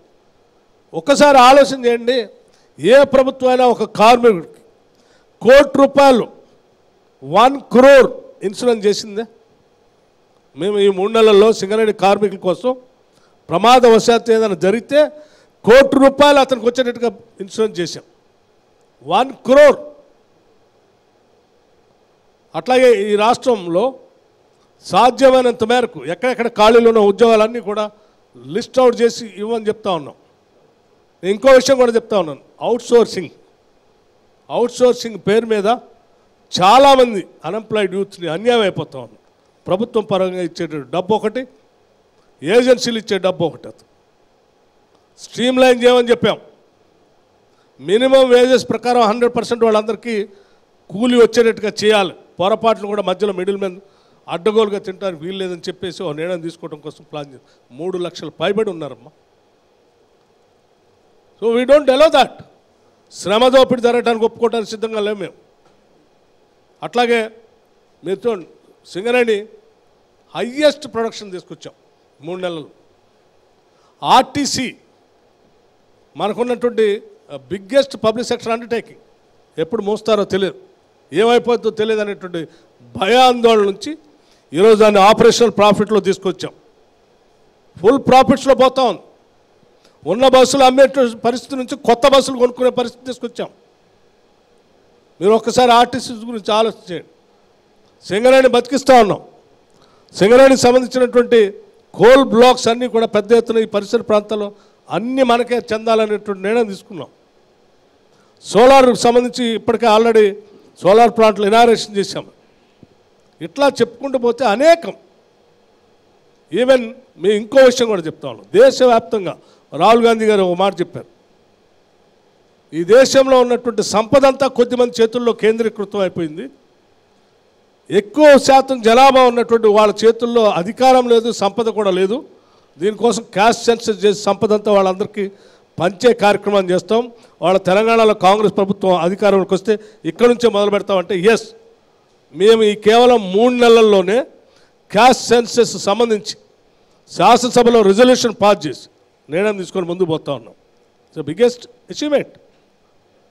ఈ రాష్ట్ర సంపద, నేను అపోజిషన్ లీడర్గా ఉన్నప్పుడు కూడా చెప్పాను, ఈ రాష్ట్ర సంపద కొద్దిమంది చేతుల్లో కేంద్రీకృతం అయిపోయి ఒక పక్కన కొన్ని లక్షల స్క్వేర్ ఫీట్లో ఉన్నటువంటి వ్యక్తులు ఒక పక్కన ఉంటారు, 100 గజాలు ఇల్లు లేనటువంటి వాళ్ళు ఒక పక్కన ఉంటారు. ఇద్దరు కలిపి యావరేజ్ చూసి చూపిస్తూ ఉంటాం. ఇది ఎట్లా న్యాయం?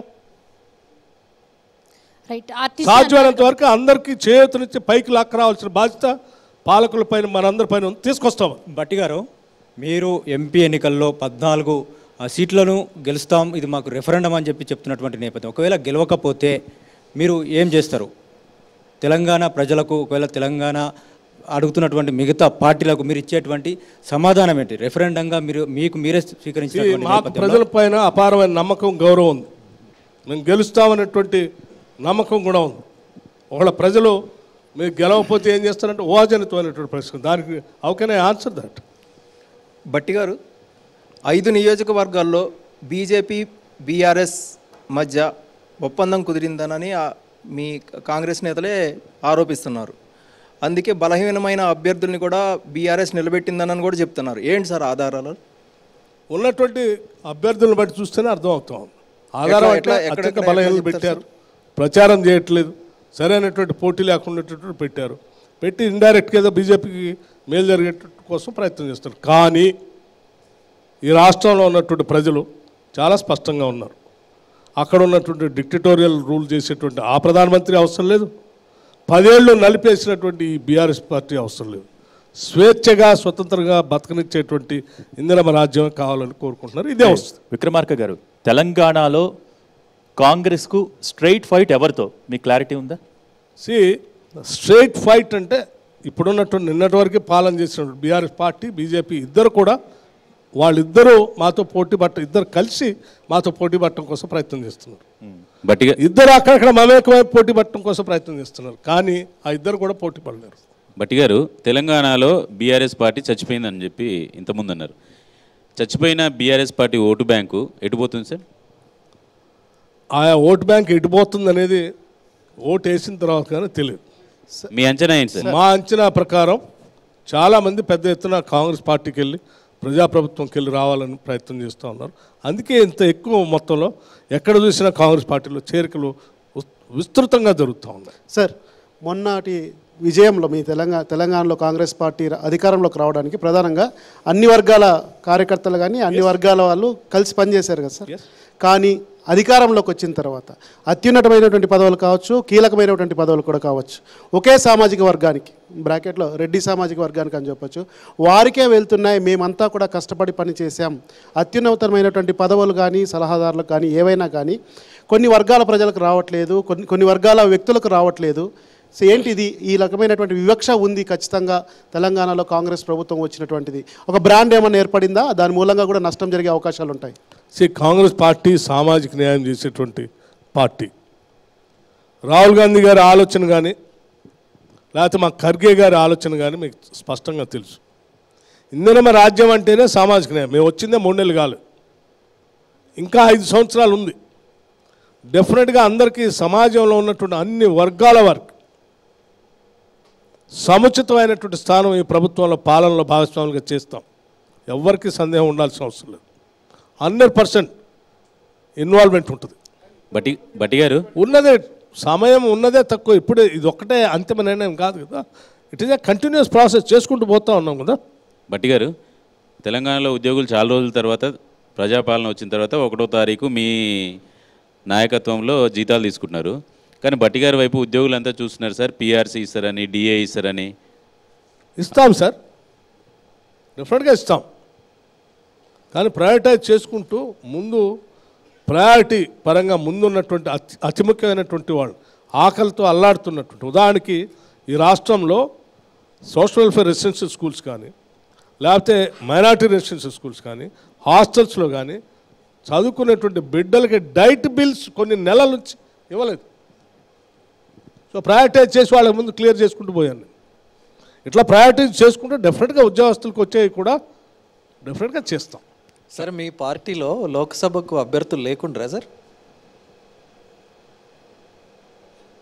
ఎవరన్నారు లేరని?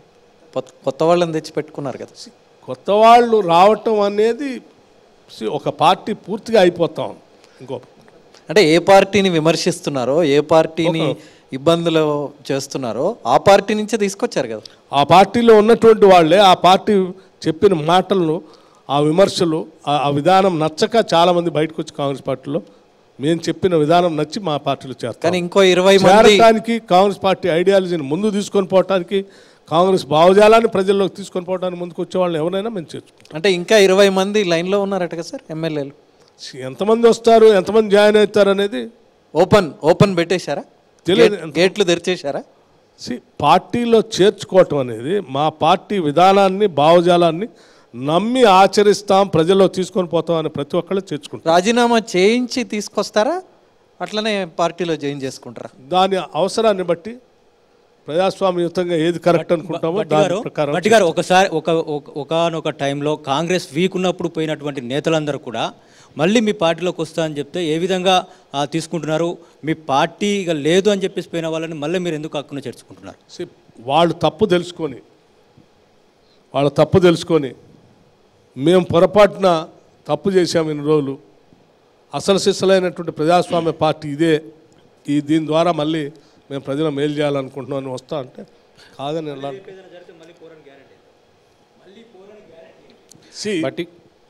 It is a continuous process అండి. వస్తూ ఉంటారు, పోతూ ఉంటారు, కానీ మెయిన్ పార్టీ, మెయిన్ మూల సిద్ధాంతాలు, మెయిన్ క్రీమ్ అట్లాగే ఉంటుంది.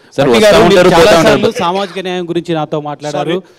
సామాజిక న్యాయం అంటూ చాలాసార్లు మాట్లాడారు. పదవులే అవసరం అనుకుంటే ఏ అధికార పార్టీ ఉంటే ఆ అధికార పార్టీలో చేరే అవకాశం ఉంది. నేను కూడా అదే చేసేవాడిని.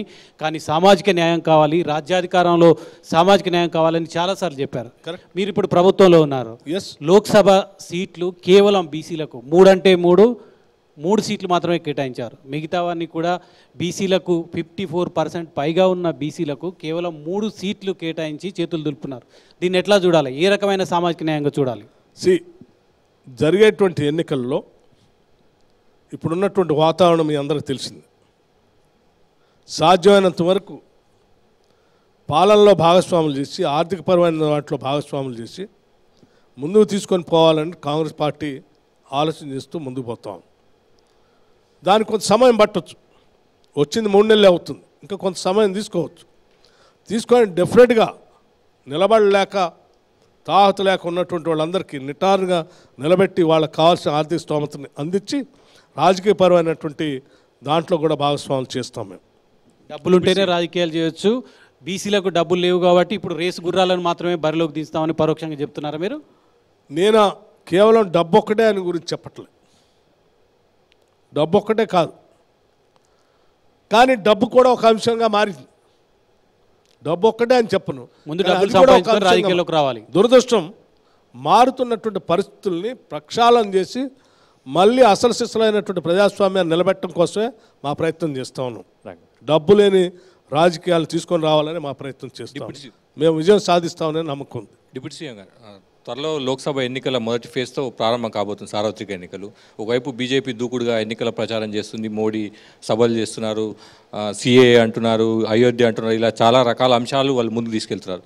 కాంగ్రెస్ పార్టీ, ఇండియన్ అలయన్స్ ఎక్కడ ఉంది? పొజిషన్ ఏంటి? ఆ పార్టీ పొజిషన్ రాబోయే రోజుల్లో ఈ దేశంలో సరే సిటిజన్స్ అమెండ్మెంట్ యాక్ట్ గురించి గతంలో కూడా మేము మా పార్టీ స్టాండ్ ఏంటో చాలా స్పష్టంగా చెప్పాం. శాసనసభలో నేను మాట్లాడినప్పుడు కూడా మా స్టాండ్ ఏంటో చెప్పాం. ఒక సిటిజన్ తన తల్లిదండ్రుల గురించి, తన తాత గురించి పుట్టు పూర్వత్రాలు, బర్త్డే ప్లస్ పుట్టిన ప్రదేశం, దానికి సంబంధించిన రుజువు చేసుకోవాలి. ఎవరైనా కంప్లైంట్ చేస్తే అన్నప్పుడు దానికి సంబంధించి రుజువు చేసుకునే ప్రక్రియ లేకపోతే చివరికి అతను డిటెన్షన్ సెంటర్లోకి పోవాల్సి వస్తుంది. అది అత్యంత ప్రమాదకరమైనది. ఇటువంటి అంశాలతో కూడినటువంటి సిటిజన్స్ అమెండ్మెంట్ యాక్ట్లో ఉన్నటువంటి అంశాలపైన చాలా స్పష్టత ఇచ్చింది కాంగ్రెస్ పార్టీ. అట్లాగే ఇండియా కూటమికి సంబంధించి జరగబోయేటువంటి సాధారణ ఎన్నికల్లో అత్యధిక స్థానాల్లో ఇండియా కూటమి గెలిచి రేపు కేంద్రంలో కాంగ్రెస్ ప్రభుత్వాన్ని ఏర్పాటు చేయబోతున్నాం. బట్టి గారు, అంటే త్వరలోనే ఎన్నికలు జరగబోతున్నాయి పార్లమెంట్ స్థానాలకు సంబంధించి. సో కాంగ్రెస్ పార్టీ దేశానికి ఏం సూచించబోతుంది ఈ ఎన్నికల ద్వారా? ఏం చెప్పాలనుకుంటున్నా సార్? ఈ దేశానికి ప్రజాస్వామ్యాన్ని కాపాడుకోవాలని చెప్పడం కోసం మేము ముందు చెప్తా ఉన్నాం. అనేక దశాబ్దాల పోరాట ఫలితంగా సాధించుకున్నటువంటి స్వతంత్ర భారతదేశం, ప్రజాస్వామ్య భారతదేశం, రాజ్యాంగ పరంగా ఏర్పాటు చేసుకున్నటువంటి భారతదేశం గాడి తప్పి ఎటో పోతా ఉంది. దీన్ని కాపాడుకోకపోతే భవిష్యత్ తరాలందరికీ నష్టం జరుగుతుంది. కాపాడే బాధ్యతని మేము తీసుకుంటామని చెప్తాను. ఈ దేశంలో ఉన్నటువంటి వనరులన్నీ దేశానికే చెందాలి, ప్రజలకే చెందాలి. కొద్దిమంది క్రోనీ క్యాపిటలిస్ట్ కాదు చెందాల్సిందని చెప్పి కాంగ్రెస్ పార్టీ స్టాండ్ తీసుకుంది. రాహుల్ గాంధీ గారు స్పష్టంగా చెప్పారు. అందుకే ఆయన కన్యాకుమారి నుంచి కాశ్మీర్ వరకు పాదయాత్ర చేశారు. కాంగ్రెస్ పార్టీ విధానం ఈ దేశ వనరులన్నీ ప్రజలకే చెందాలి, క్యాపిటలిస్టులు కాదని చెప్పేటువంటి విధానం డెఫినెట్గా ఈ రాష్ట్ర ప్రజల్ని, దేశ ప్రజల్ని కాపాడటం కోసం ఉపయోగపడేటువంటి నినాదం. లౌకికవాదం, ప్రజాస్వామ్యం, సౌభ్రతృత్వం, సహృత్వం ఇవన్నిటితో కూడినటువంటి సర్వసత్తాక స్వతంత్ర భారతదేశంగా దీన్ని నిలబెట్టాలనేదే మా అందరి ఆలోచన. రైట్. విక్రమార్క గారు, లోక్సభ ఎన్నికల నేపథ్యంలో ఎన్టీవీ వేదికగా తెలంగాణ ప్రజలకు మీరు ఏం చెప్పదలుచుకున్నారు? చివరిగా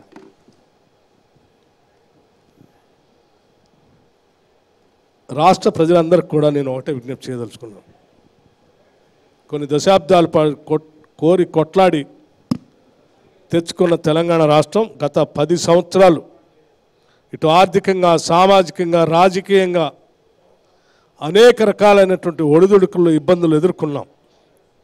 వాటన్నిటిని అధిగమించి ఆ ఫ్యూడల్ పునర్నిర్మాణం నుంచి బయటపడి అత్యంత ప్రజాస్వామ్యయుతంగా, స్వేచ్ఛగా మన పాలన మనమే అందించుకుందాం, ప్రజాపాలన తెచ్చుకుందాం అనే నినాదంతో తెచ్చుకున్నటువంటి ఇందిరమ్మ రాజ్యం ఈరోజు మీకు పాలన అందిస్తూ ఉంది.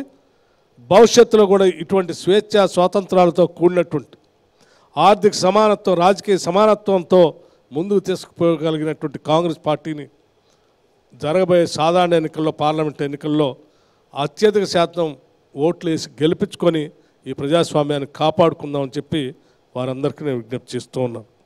అట్లాగే మీ అందరికి కూడా సరే ఇప్పుడే ఈ మధ్యనే వచ్చిపోయినటువంటి క్రోధి నామ సంవత్సరం ఉగాది శుభాకాంక్షలు కూడా తెలియజేస్తూ, ఈ సంవత్సరం మీ అందరి జీవితాల్లో అద్భుతమైనగా అభివృద్ధి చెందాలని, ఆయురారోగ్యాలతో ఉండాలని, ఈ రాష్ట్రంలో రాబోయే రోజుల్లో ఋతుపవనాలు భారీగా వచ్చి సస్యశ్యామలంగా అటు పారిశ్రామికంగా, ఇటు వ్యవసాయపరంగా, ఇటు ఉద్యోగపరంగా మనం ఈ దేశంలోనే కాదు ప్రపంచంతో పోటీపడే స్థాయిలో తెలంగాణ ఎదగటం కోసం మీరందరూ సహకరించవలసిందిగా కోరుతూ సెలవు తీసుకుంటున్నాను. Thank you so much Vikramarka గారు. ఈనాటి క్వశ్చన్ అవర్ కార్యక్రమంలో పాల్గొని అనేక ప్రశ్నలకు ఓపికగా సమాధానాలు అందించినందుకు అందరి తరపున ధన్యవాదాలు తెలియజేసుకుంటున్నాం. ఇది ఈనాటి క్వశ్చన్ అవర్. రేపు మరో లీడర్తో క్వశ్చన్ అవర్లో మళ్ళీ కలుసుకుందాం. Stay tune to NTV.